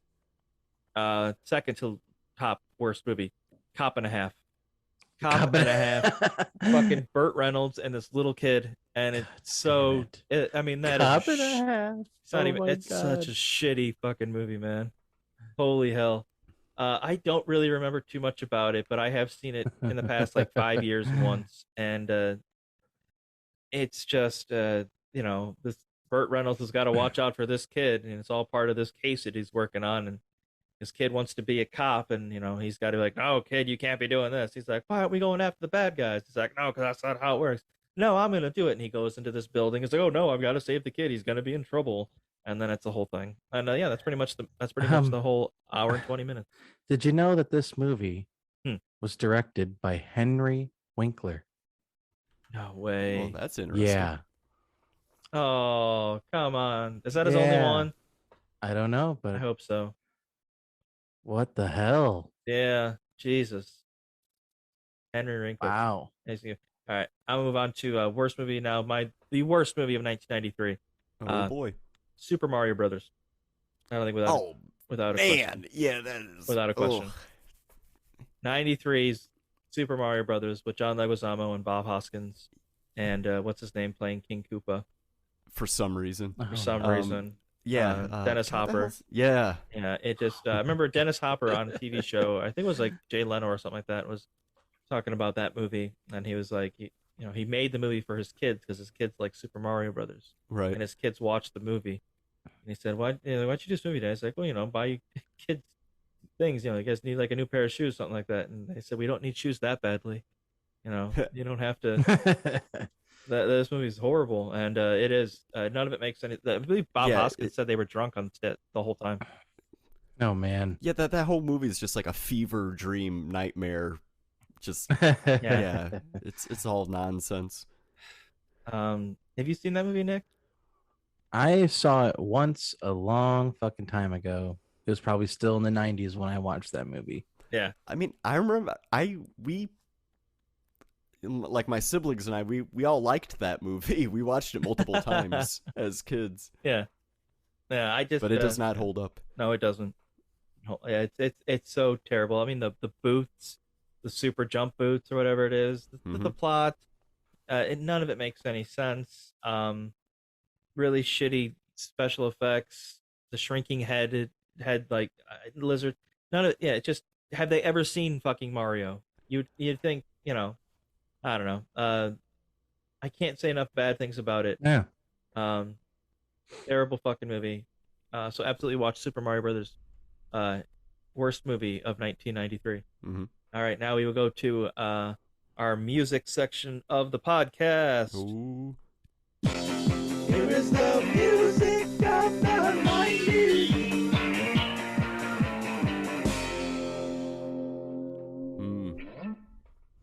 All right, we will now go to albums that went to number 1 in 1993. Number 10, we got well, it's not really in order. It's just a list of albums that went number 1 in 93 because right. I don't really know. They're all number 1, but they're in a list of 10. Different. The Bodyguard soundtrack was the number 1 album of the year. Okay. Janet Jackson's Janet was number 1 album of the year. What? Janet. Hey Janet. We got Pearl Jam Versus. That was also number 1. That's their second album, right? Yeah. That was indeed excellent stuff. Yeah, Eric Clapton Unplugged. With his Layla song and his Tears in Heaven. I was gonna say Unplugged. About time. Yeah. Unplug that asshole. Yeah. Oh shit, he's still playing somehow. Doesn't make any sense. It's acoustic shit. Okay. Billy Joel, River of Dreams. That album went number 1 in 93. Dreams. That's we'll get to that in a second. Garth Brooks In Pieces went number 1. U2's Zooropa went number 1 in 93. Cypress Hill, Black Sunday, also went number 1. Snoop Dogg's Doggy Style, his first album, his first solo album, number 1. Aerosmith, Get a Grip, and Nirvana, In Utero, also went number 1 in 93. My personal picks for 93 are the Smashing Pumpkins, Siamese Dream, Tool, Undertow, Primus, Pork Soda. I threw in Radiohead, Pablo Honey. My least favorite Radiohead album, I think, but that's the only Radiohead album I've never listened to. It's not terrible. It's a good starter, but they get infinitely better double so with each passing album, it seems like. So. Yes. And the last one, just because of how much it sold, and It's not bad. It's not the worst thing I've heard. Counting Crows, August and Everything After. I choose that. Worst albums. We are going to move to now. Worst albums. Or do you guys have any personal selections? Or no, you know what? Let me get the worst albums. No idea. Yeah. All right, and we'll see if anybody can think of any. Well, because Brad might have a worst album that he enjoys. It's possible. Yeah, that could happen. Yes. It seems to be like in like every episode, it's like the worst of this, but Brad's like, hey, I like that. Yeah. Yeah. What the hell? Yeah. Yeah, we still keep having them back. Sorry. Worst albums. We'll get to Joey Lawrence's debut album, Joey Lawrence. Wonderful. Yeah. Shaquille O'Neal's Shaq Diesel came out in '93. One of the worst albums. That's all classic. time. Yeah. Criss Cross, Da Bomb, such a Da Bomb, it bombed. I don't even realize they made a second album. But apparently they did, and no one listened to it. So Criss Cross, Da Bomb, one of the worst albums of '93. Guns N' Roses, The Spaghetti Incident, one of the worst albums of '93.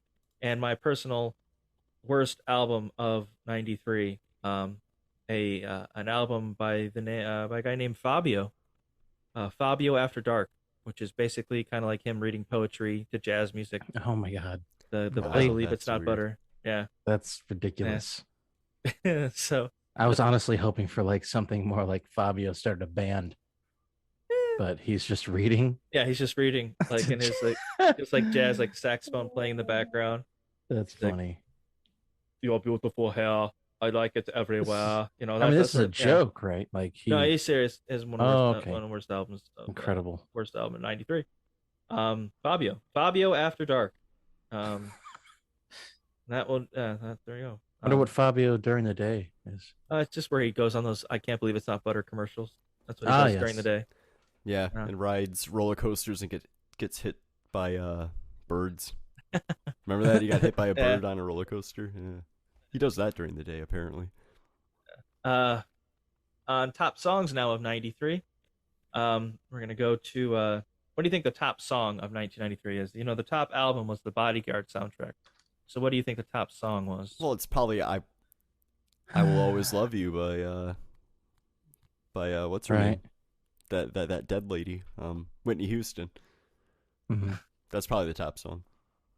Yeah, that's right. You are correct. Cool. I Will Always Love You. And I will always love you. Yeah. All right.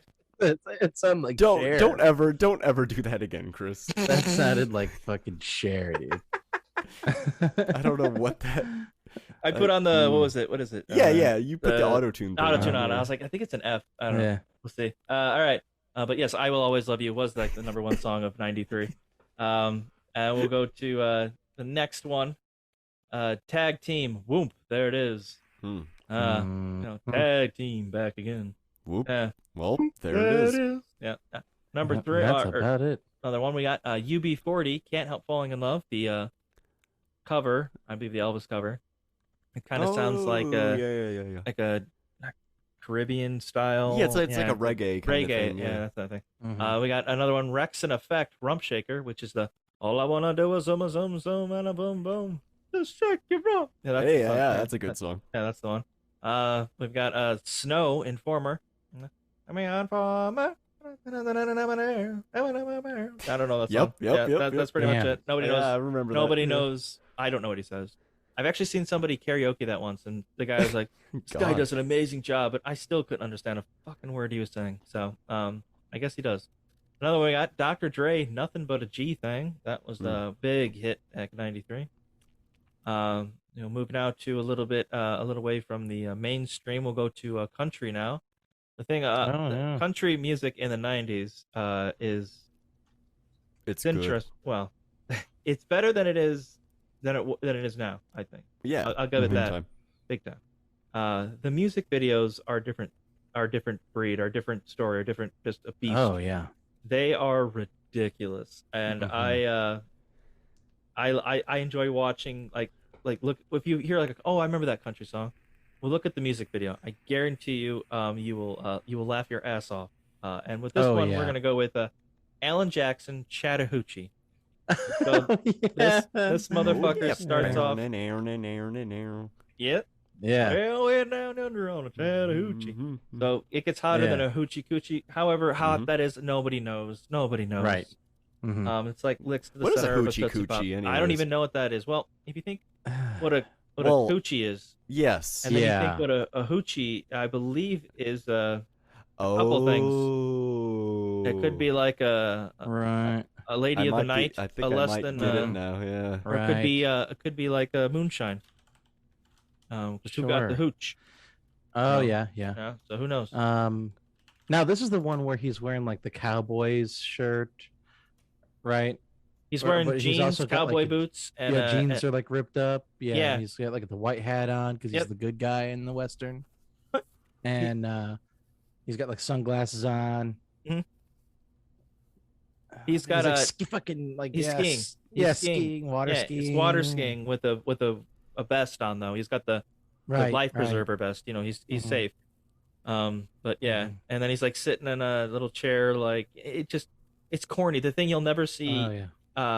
You can count on one hand how many black people are in a country music video for the 90s, because that's how many there. Maybe 5.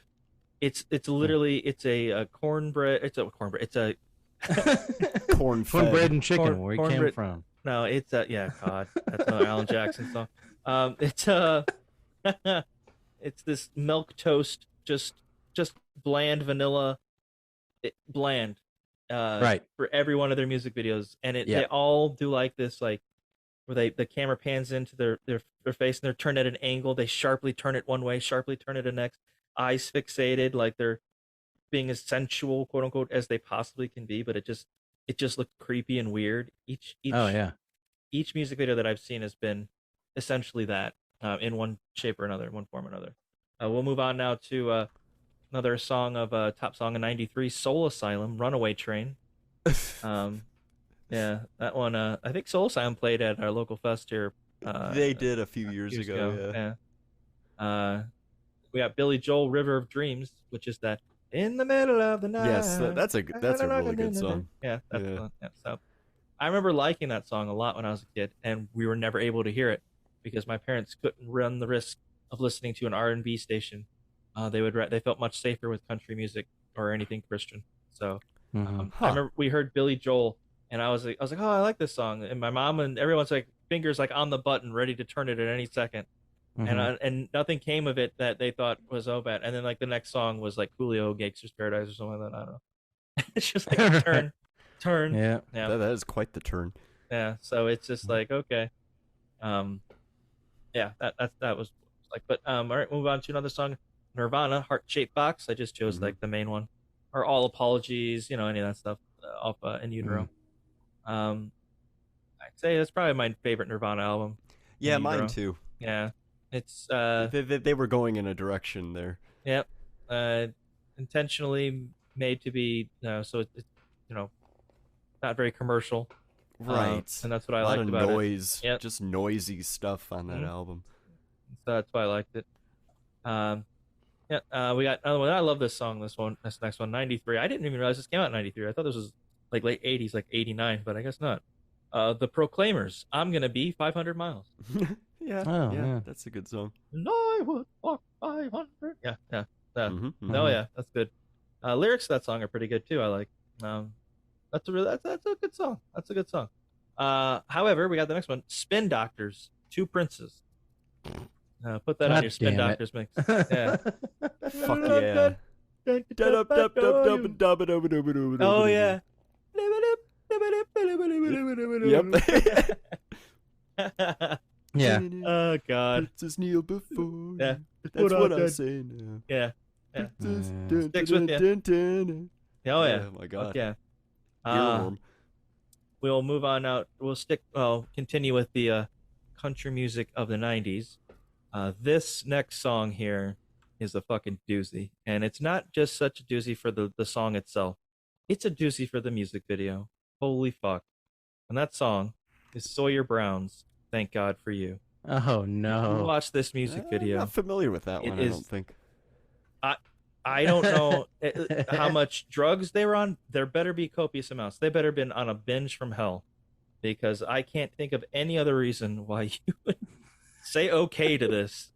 It is essentially, it's just the band, in this apartment, like whatever, and it's got the main lead singer. I don't know if his name actually is Sawyer Brown, but it's got him in like a sleeveless, I don't know, baseball shirt or something like that, in the tightest, nut huggiest jeans you have ever seen, waist high, in his cowboy boots, and he's prancing around this apartment, just doing these weird little dances, shaking his little rump, like trying to joke around with like the band. Now the band's like, ha ha, yeah, this guy's hilarious. Yeah. Well, the band's like lounging around, right, yeah, and yeah. He's like wearing like a Phillies sleeveless Phillies, t-shirt. that's it, yeah.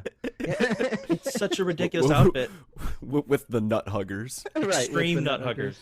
Yeah, extreme nut huggers. I told Nick once that he should have dressed like this, like the Sawyer Brown for Halloween, because it looks like a fucking costume. Like, what the fuck really is going on? What is this music video? And it's just like this weird little dance, and I don't know. He just messes around, just playing around with my bandmates, Like he's like grabs a towel or a rag or something, or a shirt maybe at one point, and smacks the guy's ass. Yeah, and the guy's like, oh, you. Yeah, and then he puts the towel over the drummer's head. Right. Yeah. Right, and then he starts like I think he's like jacking off in a corner or something like that. I think that's when things get weird. But we'll move on to the probably my favorite country music video of '93, and what a music video this is. And that the song is Brooks and Dunn, "Rock My World, Little Country Girl." All right. This song, I'm pretty sure, was written for one of their daughters. But if you listen to lyrics, it's kind of weird. Are you serious? It's really weird. No way. But the beginning of the music video starts off with a panning of like the desert, classic 90s country style. Yeah, and then it shows the skull from Brooks and Dunn. It shows and then all of a sudden you're out in space, and there's the worst CGI looking bull skull you've ever seen in your life. Shows up, and then all of a sudden they're in space too. And this guy is beating he's beating the fuck out of that cowbell, and with the attitude that you can't. And the other guy's just hammering on his guitar and singing about rocking the country girl. And then the girl who's the song's about his daughter. She's in like these skimpy little outfits, and it's really weird, man. It's a really, and he's got some pretty sweet sunglasses though. I do have to admit, those are pretty sweet. Yeah, right. But then there's like another one where they're like all of a sudden they're in the desert, and he's still got that same attitude where he's like playing the guitar. Oh, it's so they're in like corny. a meadow. They're in a meadow. Like it's all a green screen. Yeah, it's all a fucking green screen. It's like awesome. The worst. Like this is as bad as the Weather Girls. It's Raining Men with all that crap that you see in that music video, where it's like, where is like half that person's body? Where'd they go? Dude, the fiddle player. Holy shit. Yeah.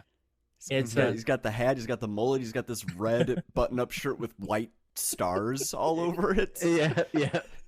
Tucked into his nut hugger jeans. Yep. Holy shit. Yep. 90s country. Good God, this is something. So for 93, those are my country songs that I chose. There's more out there that were popular, but depending on their music videos, when I'll point them out. But yes, we'll now move on to the next song for what's the top song? One of the top songs maybe ever, especially probably their number one hit, the biggest hit this band ever had. Meatloaf, "I Would Do Anything for Love," but I won't do that. There's two versions of this song. The longer version is this epic ballad. Everything with Meatloaf is epic. Puts on a hell of a show, or did put on a hell of a show. Rest in peace there, Meatloaf. I mean, it's just it's a classic. It's like almost like Bohemian Rhapsody, where you got to get together and just everyone sing it knows with everyone sings it. Yeah. So for sure, Meatloaf. Honestly, it's a song I can stand more than Bohemian Rhapsody. I can see that. It's not as overplayed. I think. I agree with you. Overpaid. Yeah. We got a couple more songs here now for 93. Michael Jackson's "Will You Be There." That was the Free Willy song. Yeah, I remember it's that. A great song. Yeah. Four Non-Blondes, "What's Up?" That's another one that came out in 93. Oh, hell yeah. Yeah, that's good. Yeah. Yeah. I said, "Hey, what's going on?" Yeah, that song. That's it. Cypress Hill, "Insane in the Brain." Uh-huh. Yeah. Insane in the membrane. Yeah. That song is awesome. Yeah. You get Oh God. Oh God. Oh, All right. Jesus. We'll get to Gin Blossoms here with Hey Jealousy. Gin Blossoms, Hey Jealousy. That's a nostalgic song, yeah. Oh, for sure. And then we'll get to probably, I mean, this is, Brad, you should know this. I know you know this, but Nick, you may not know, but I'm picking it out there anyway. Last song I'm picking for 93. It's not even a top song, I don't think. Green Jelly, Three Little Pigs. Oh, God. Oh yeah, I know this one. Yeah, so yeah, with Maynard Keenan on Not by the hair of my chinny chin chin. Dun dun dun dun dun. Well, first little piggy. Piggy. Little pig. Yeah. Is that like Henry Rollins or something? It was probably not, but Oh, I have no idea. yeah, but not by the hair. I just and it meets Rambo. Hey, I want to take you out. It's just a goofy song. The animation's yeah, it is just goofy. It's well done and it's funny and it's not bad. It's much better than a lot of the shit that I've been saying in 93. But we will now move on to worst songs of 93. And I will start off with, I believe I mentioned this last podcast, but Garth Brooks, That Summer. Songs about statutory rape with senior citizens tend to make it into my worst songs list. Yeah. We got really strange. Had Away, What Is Love?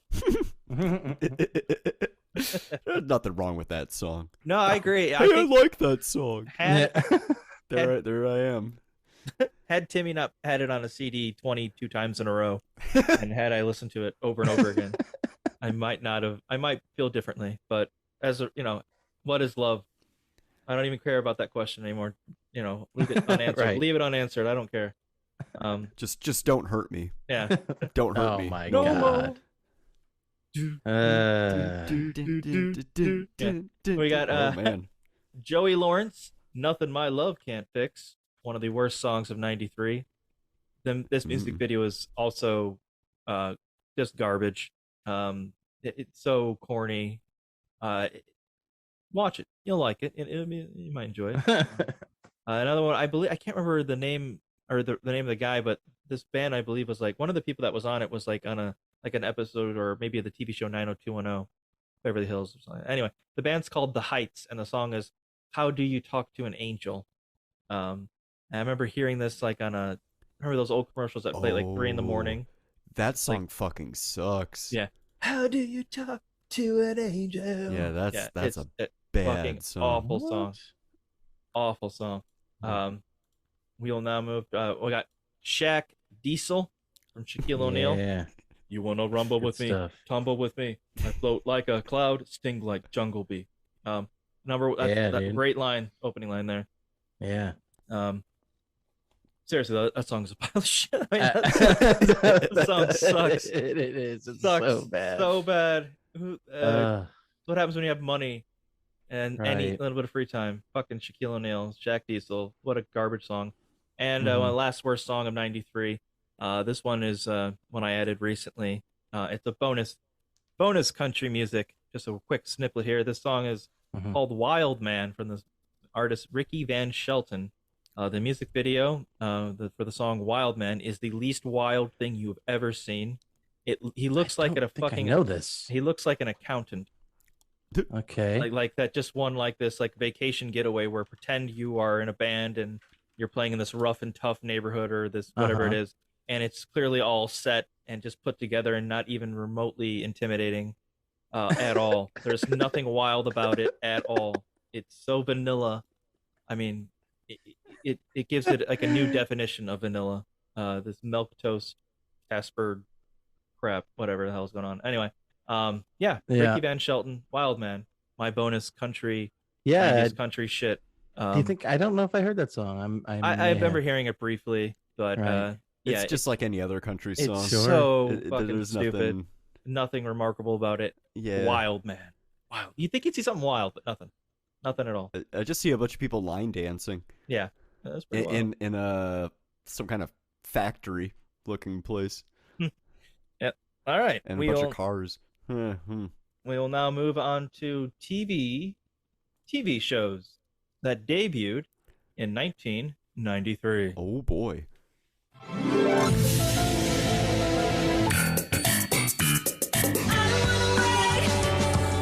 For salads and scrambled eggs. Everywhere you look.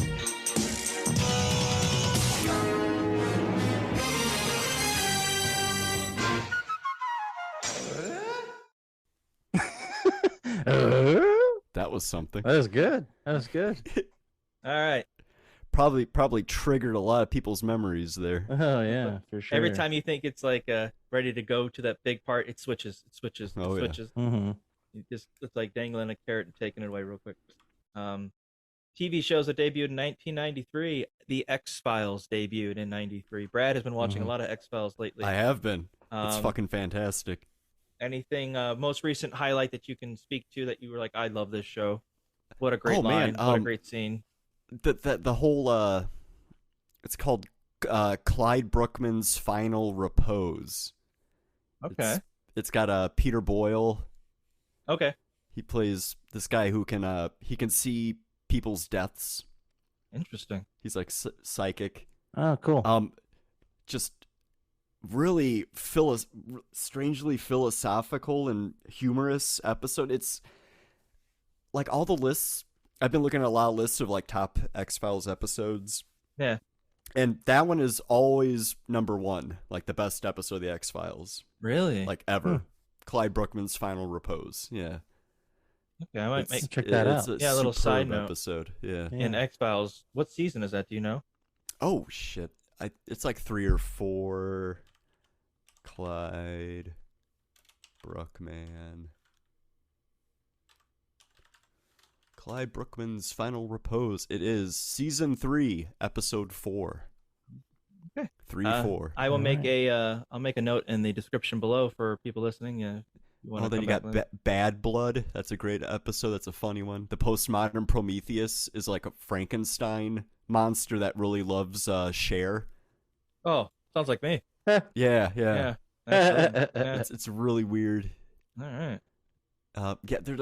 There's so many good episodes. A groundbreaking TV show. There weren't many shows on TV, or any show really, that like the X-Files on TV. I'm assuming it borrowed from a few different things, like maybe the Twilight Zone and stuff like that. Maybe ideas. Yeah, definitely like Twilight maybe Zone. Some H.P. Lovecraftian sort of things. Maybe, I don't know. But for me, the X-Files was like the show that, even as a young kid, I was kind of freaked out by it because I was worried I would have nightmares. There's a lot of freaky stuff on there. Yeah. But always interested to watch it. I actually have never really watched it, but it has a lot of layers. The episodes I've mentioned are pretty much just like self-contained stories, but there's like an overarching government conspiracy with aliens and Mulder's sister, and oh right, yeah. There ends up, I think there's actually 2 groups of aliens that are like fighting over the planet, and there's like a whole overarching story like within that, like each episode separate stories, but they an overarching plot. There's that an connects overarching in a way across. Yeah, that's really cool. So there's for 93, the shows that debuted in 93, I'm not even kidding you, there's at least 20. Yeah. So right. Yeah, it's bear with me. I don't think we'll talk about every single one at great length, but the X-Files is definitely worth the talking. So sure. As we move on from X-Files again, Frasier also debuted in 93. May have heard also that a number of these shows are in our intro to this TV shows, which is pretty interesting, pretty cool. Right. 93 also saw Star Trek Deep Space Nine debut. I really like Deep Space Nine. Deep Space Nine takes a different format than previous Star Trek shows, where it has an overarching storyline throughout the entire season, as opposed to one episode begins and ends, and we're settled. You might have a 2-parter, maybe even a 3-parter, but eventually that storyline ends, and you move on to the next week's episode. But Deep Space Nine, from the first episode to the last of that season, it's all one story, all with connecting parts and everything, and all concludes. So I really like that about Deep Space Nine. I thought that was really cool. I never really watched it, but I've heard Yeah, neither mixed have I. things about it. I was never in the Star Trek, so yeah. It's a Oh man, now that those stories they overarch, like I said, and it's all season. They're not all great stories, you know. sure. So, but Yeah. definitely has some ones to check out. Another top show for me, absolutely. Probably the show for a young teenager, like 12, 11, 13-year-old kids growing up Mhm. in the 90s. Boy Meets World debuted in Yeah. 93. Never Yeah, watched it. man, that's great. Great show. Great Classic show. show. Great show. They have a podcast about it too, where people from the Boy Meets World cast will reminisce Oh, about that's episodes, awesome. go through each episode and talk about little behind the scenes things. Right. Apparently, the guy who made it, Jeff Franken, was an asshole, or whoever the guy's name was. Like he was crazy shit. Like he would like torture like the kids almost, like especially the girl who What? played Topanga, like with like mental games and stuff like that. And What? she wasn't, her lines weren't good enough. Do it again, that sort of deal. Right. Corey's friend was Sean and supposed to be someone else. He was always supposed to have two friends, but they could never keep the kid or whatever that they Mhm. would hire as for the acting job. They Right. just kept losing them, and they just stuck it out with Corey and Sean, and that was it. Right. Right. But I mean, that show had an impact on a whole generation of people that just Mhm. still love it, talk about it to this day. Mr. sure. Feeney is probably maybe the greatest teacher in all of television. Mhm. Just like this, what a great. I mean, he's a great actor too, but Sure. you could tell it. The character is a really solid character. Oh yeah, It's very humbling. It's like you wish on. It's like like he's your grandpa. right, exactly. Yeah. And he has Like your best you interest relate at heart. to him. In mind. Exactly. Like he really legitimately cares. Right. And I don't think it's even just like on an acting point too, as well, because he does obviously, because he's Mr. Feeney, but even as a personal, like the Mhm. people, like you can tell he's just like a real nice guy. Right. Like he would treat everyone with like that sort of dignity and respect you'd hope Mhm. for. But Boy Meets World, you just really can't say enough about the impact that it's had for me and for others. So For sure. My favorite character I'd say in the show is Minkus. So Minkus, yeah. he makes a reappearance in the end. He shows Yeah. up like for like senior day or something like that. Right. A lot of they dealt with some serious issues too. Oh So yeah. a lot of good stuff there. All right, we'll move on now. The Nanny released or debuted in '93. Oh, The Nanny, God, with Fran Drescher. Fran Fran Drescher. Drescher. yeah, Jesus. yeah, the most annoying laugh in the world. Fran Drescher. Beavis and Sounds like a Butthead. goat. Right, she does. Beavis and Butthead Mhm. debuted in '93. Yeah. Nice. Animaniacs debuted in '93. Oh man, Animaniacs is excellent. A lot of adult jokes hidden in there. The fingerprints is the number one that everyone was like, "Oh my Yes. god." No, thank you. Yeah. Or whatever she says. Another one that debuted, also part of our intro, Mighty Morphin Power Rangers. I remember watching this as a kid and thinking they were awesome, and then Fuck yeah. I turned 8, and I didn't like them anymore. And I remember there's a kid who was like 3 years older than me that was like late to the whole thing. His name was David. He was my older brother John's like one of his best friends growing up, maybe his best friend growing up. I remember he came out to, he's like, "You guys watch the Power Rangers?" And we're like, "No, dude, we're done with Power Rangers. That was a year ago. I'm 8 now. I'm not a kid." Right. Like I don't know how he was that late to the game, but whatever. Yeah. The Yeah. Mighty Morphin Power Rangers. Awesome theme song. That drum, the drum roll there. I mean, it just. But I remember they had clips and whatnot from like the Japanese show, and they just spliced it with the American, so that's why it looks goofy. Mhm. And the audio lines are all off because they're speaking in Japanese and it's an English dubbed. So Mighty Morphin Power Rangers started or continued what had happened throughout the 80s with like Voltron and all that. Basically the same premise sort of idea. Mighty Morphin Power Rangers. Lois and Clark: The Adventures of Superman debuted in '93. Oh, I kind of remember that show. Like the corniest show. It just really, I don't know. I've never liked it. I've never liked it. It just seems so lame. We watched it, But it's just because it's Superman, you know? It's going to be Right. a superhero show, but it's not No, really. it's more like a drama. right. If you want to watch it with like, if you have like a wife or a girlfriend and you guys like comic books and you want like a balance between a love story and comic books, it's probably the perfect mix, you know? There you go, yeah. But if you're just like me and you're like, I like, superhero, I don't really need, I don't mind it, but it's not necessary. It's not enough. I need more Superman ass kicking and less of the other. Yeah. Yeah. All right. We need Rocco's Modern Life, also debuted in '93. Rocco's Modern Life. Nice. Love that. Never watched it. Turn the page, wash your hands. Turn the page, Yeah. wash your hands. His friend Heifer, I think his name was a cow. Obviously, Yep. had like 8 stomachs. A Mm-hmm. lot of That was adult on- jokes. Nickelodeon. That was on Nickelodeon, right? Yep. I swear, I Yeah. the only kid without cable growing up? You probably were. We Yeah, were wondering okay. who the one guy Sweet. was. We could never find out. Yeah. Because no one would be caught dead without cable. So I don't know what you're doing, bro. Yeah. The show that missed debuted out. in '93, Late Night with Conan O'Brien. Probably Oh, one of the, nice. Oh, the greatest Jesus. Tonight Show hosts ever. Mhm. Mhm. Miserable failure was not an option for Conan. He succeeded. You know what? I'm gonna hold off on this next show because I'm gonna probably bring that up last, because that is just, I have to talk about that one. You guys could probably guess, but we'll move on real quick before you can get a chance to. Late Show with David Letterman also debuted in '93. Oh wow, no shit. And David Letterman showed up on Conan O'Brien's show, and that really boosted up his ratings because he was Yeah. not doing Nice. well. Another show, Grace Under Fire, debuted in '93. She was a comedian, friends with Bill Hicks, and in that underground crowd of comedians. Apparently came out later. People found out that she was inebriated the entire time. She was a horrible cast member. I guess she was drunk and angry throughout all of filming. And the show only lasted a handful of seasons, and she got went to rehab and stuff. But can't remember her Wow. actual name.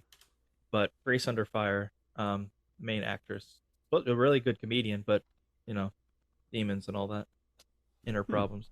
NYPD Blue also debuted in '93. I don't think didn't go off the air till 2009. Literally, it was almost 20 some odd years of being on the fucking air. NYPD Blue. WWE Raw also debuted in 1993. Cool. Bill Nye the Science Guy, taken from Oh Beekman's fuck World, yeah. debuted in '93. A made-for-TV movie Nice. called Tommy Knockers, based off the Stephen King book, was made in Oh, I '93. remember that. I remember being freaked out by the commercials because there's a lot of weird imagery, and there was this one where this woman was laying on top of this green stone, and she was convulsing over it, and I thought this is kind of Mhm. weird. If you've never seen that movie, it's worth a watch. However, the ending is ludicrous. But that's Stephen King for you. Well, yeah, that's what happens in the book. So Oh, really? at least I follow the book. Yeah. Well, then yeah, that's Stephen King for you. Sequest 2032. I love that show. It had Roy Schneider in it, the captain, or not the captain, the chief of the police chief. What is it called? Brody in Jaws. Smile, you son of a bitch. Sequest. That's the reason I watched that show. And also Jonathan Brandis, after he was done playing sidekicks with Chuck Norris, he was also on that show. He was a psychic with a dolphin, or the dolphin was psychic, or something like that. I could talk to him. Essentially, it was Star Trek, but for the seas. Very cool show, I thought. And second to last, I should say, Legends of the Hidden Temple was released or debuted in 1993. And for me now, the last show I will mention now for 1993, my favorite cop show of all time. It is beyond parody. You could not make it funny. I mean, people have made jokes about it, but it's still not as good as the actual show. They're serious, by the way. And that show, the greatest cop show of all time, Walker, Texas Ranger. Oh God. Oh, nice. Yeah. Yeah. Walker, Texas Ranger. I fucking love that show. I love that show. I don't care who hears it. It is so over the top and ridiculous, and the plot lines are similar but different. And there's so many little things. I mean, he's a part Native American, not even part. He's like half Native American. He's clearly not. Nothing about him is Native American at all. Right. Guy is so full of shit. There are no normal police procedures. Procedures are thrown out the window and shot with like a shotgun. He just goes up to anybody and roundhouse kicks them in the face. He doesn't give a fuck. His Dodge Ram truck is like indestructible. He's taken down Apache helicopters or whatever it is with a fucking Dodge Ram. I've seen him karate kick a guy or through a windshield of a car as he hops over, kicks through the windshield of a car and knocks the guy out in the front seat. He just like dusts off his boot and he's good to go. He told Haley Joel Osment that he had AIDS. Walker, which by the way, that's how I know. When people say like, Haley Joel Osment, and they think, oh, he's what do you call it? I see dead people, all that. Yeah. But that's what I think of is Walker told me I have AIDS. Wasn't that clip used on Conan's show when he had the Walker Texas Ranger lever? Yeah. That was a great gag. He didn't want to. That was a fantastic gag. I agree. He didn't want to. He was weighing on actually showing that clip. He was like, "Okay, we've had this for a little while here, and we've been weighing on whether or not to show it, but here we go, and you'll know why once you see it." And and it just cuts like it's just like a sort of a normal conversation. And then it cuts to the kid and the music turns sad. And it's like, Walker told me I have AIDS. It's just so fucking funny. CD, I mean, for my Red Dead Redemption 2, I played that. My entire character was based off of Cordell Walker, Texas Ranger. Everything about it. My dog's name was CD. If they had added stuff to the game, I was going to make the bar CD's bar, something like that, Nick was Trevette. Yeah. We basically role played. Like we role played. Yeah, it was awesome. It was fun. Because when we would do like missions, like we were bounty hunters, and it was literally basically being a Walker Texas Ranger episode. Yeah. Yep. It was great. It was hysterical, dude. It was so fucking funny. Yeah. Especially when you take like the honorable way, because they give you options of being dishonorable and whatnot. But you take the honorable, it even looks more like Walker. But I think it went for 9 seasons. Cutscenes, man. The cutscenes were hysterical. One of our mom would watch Walker Texas Ranger. She loved that show. I don't know why, but she did. And I remember there was one, she was hanging onto her edge of her seat for Walker because him and Alex were about to get married and they're ready to say I do when a sniper aiming for Walker takes out Alex. It's like, fuck off at the wedding. Walker's out for justice, on the next Walker Texas Ranger. It's such a great show. I can't stress enough to watch at least 1 or 2 episodes of Walker. First early seasons, between 95, 94, cut off around there. When it just gets later, it's just not as funny, I don't think. But the earlier seasons with like the low budget, it's so funny. It's great. All right, we'll now move into top TV shows for basic TV in 1993. Number 1 show of the whole in the United States was 60 Minutes. Number 2 was Home Improvement. Oh God. Number 3 was Seinfeld. Finally, by 93. Nice. There it is. Seinfeld. Picking up steam. My favorite show of all time. Number 4 was Roseanne. Number 5 was Grace Under Fire. Number 6 was Coach. 7 was Frasier. 8 was Monday Night Football. 9 was Murphy Brown. And 10 was the CBS Sunday Movie, which I'm pretty sure is Tommyknockers. I'm pretty sure CBS Sunday Movie. Yeah, that was number 10. And I'm pretty sure that was Tommyknockers. Right. Well, That's no, what I think of. Well, wouldn't they do a movie every Sunday? So like that program itself.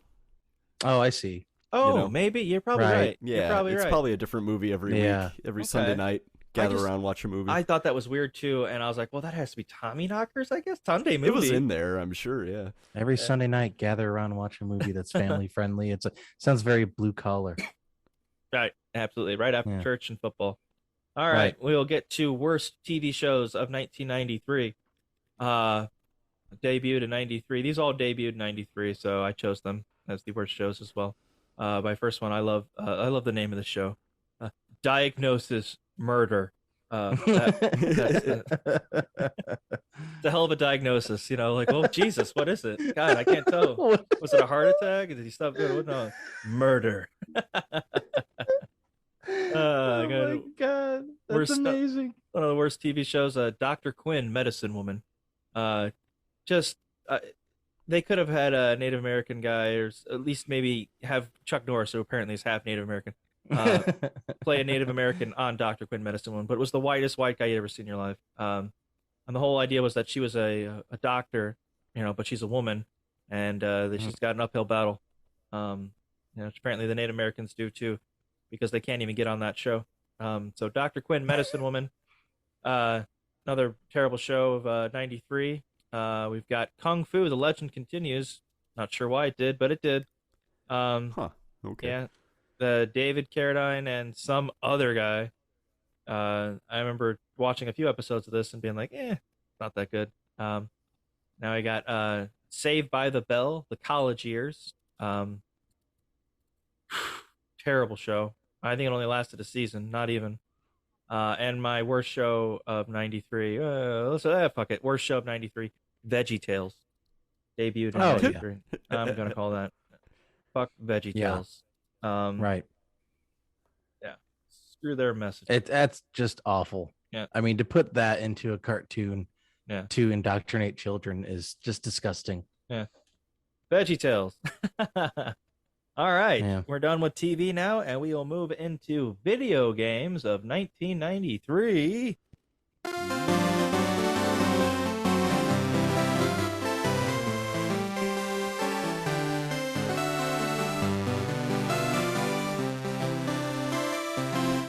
All right, and we will go to video games released in the U.S. in 1993 for the Mac. That was a shitty video game. Mac PC. That was great. It was the theme song in that was great. Yeah. Yep, that's right. Yep, it did work out. Theme song Kinda. in a 8-bit type. I liked it. Yeah. Thank you. We got for the Mac PC, Myst was released on September 24th. Yeah. Yeah. That was a very confusing game. Mm-hmm. For the PC, Doom was released on December 10th. Oh, fuck yes. Doom. What a this game Doom. Game changer. For Yeah, first person this shooter, like the first, for multiplayer, first person shooter, right. I don't multiplayer. think it was I think multiplayer game, right? Yeah, for like a multiplayer. It wasn't first person. It was not the first person shooter. No, but like think. the first Really? multiplayer. I think I think Wolfenstein or whatever. Yeah. Return the Castle. Yeah. Was.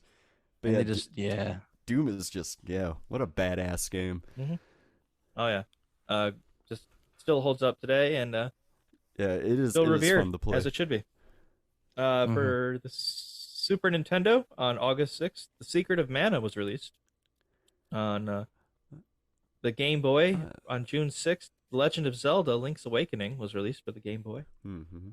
A couple arcade games. It's very difficult to get actual dates for arcade when they released. For me, I couldn't find it, but for both arcades in '93, 2 games were released. Those games were NBA Jam and Mortal Kombat 2. Nice. Wow, that's a hell of a year for arcade games. Yeah, next year they will port to the consoles. Right. For the Super Nintendo on August 11th, we have the Super Mario All-Stars, which included the Lost Levels, which essentially was Super Mario Brothers 2, but it was deemed too difficult for American audiences, so that's why we got that weird-looking Super Mario Brothers 2. But Super Mario Brothers All-Stars on August 11th released. Also for the Super Nintendo, the Sega Genesis, Zombies Ate My Neighbors was released on September 24th. For the PC, SimCity 2000 was released also in 1993. I love that's probably my favorite that's SimCity. a good one. Yeah. Yeah. We used to have SimCity 2000 on computers in school, and I like to go into their games. It was in Wanata. We went to the same school. I used to like to go into the other people's games and start fires and then back out, save it, back out. Yeah. We all kind of did that shit to people. Yeah. Oh man. Kind of a shitty thing to do, but yeah. Well, yeah, it's a good thing. This is no one will ever hear this and know what I did. For the Sega Genesis, also released Mutant League Football. That game came out in 1993. And last release for Sega Genesis, the SNES, and the Game Boy, Aladdin was released on November 11th. ABBA. Oh, skip the level for you.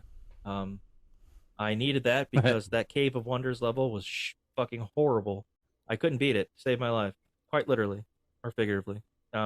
Yes, it it wouldn't take. So ABBA, ABBA, if the code still works. But yeah, Aladdin. At least that was what it was in Sega Genesis. That was the code for it. Did you guys ever play Aladdin? I know, Nick, you probably played Aladdin. Yeah. You had a Super I don't Nintendo, remember. right, Fred? You didn't have a... Yeah, didn't they have it for Super Nintendo? They did, but it was a bit different. Oh, it was different? Not terribly different, but it was a bit different. Like I said, the code wouldn't work for Nintendo or Super Nintendo, like it does for the Sega. But I'm pretty sure it was like all essentially like the same game. Well, actually, we did have a Sega Genesis, so probably did play that. I vaguely remember playing it. Yeah, my worst video game of the year is it's real short, real short, because there wasn't a lot of terrible games. Right. I just chose one that was a cash grab, a shameless cash grab. But yeah. All right. Got nothing else. Then we'll move on to worst video game. Worst video game of 1993. And it was released for the Super Nintendo on April 6th, and it was Wayne's World. What? Wayne's World for the Super Nintendo. It's a shameless cash grab with horrendous sound effects and boring gameplay, consisting of jumping around and collecting things. That's all you do in that game. The audio clips from the movie are brutal sounding. It says it's best used as a coaster, paperweight, or thrown in the trash. That's what I'm putting down for that game. Wayne's World had some couple lines from the movie like excellent, but it would sound like excellent. It was really like covered up. Oh yeah. Right. And you just hear that over and over again. You know, just 100,000 times. Nobody wants to hear that. It's just garbage. That's amazing. And you literally just jump around and collect things, and that's it. There's nothing to worry about. Nothing. No real. I mean, no real reason to play it. Right. There's no end game. Yeah. There's no last boss or anything. Right. You just are done collecting, and that's it. Yeah. So, yep, that will be my worst game of 1993, and that will do it for this year, 1993. Oh boy. All right. Thank you guys. That was a hell of an episode. Yeah. Yep. And with that, I hope you enjoyed listening to our conversation, and will join us again for another installment of History with Ursifat. Don't forget to hydrate, exercise, and to like and subscribe to the podcast. All these things are essential for your health and well-being. Don't forget, our 1,000th subscriber will be naming Brad's firstborn child. Take care of yourselves and each other.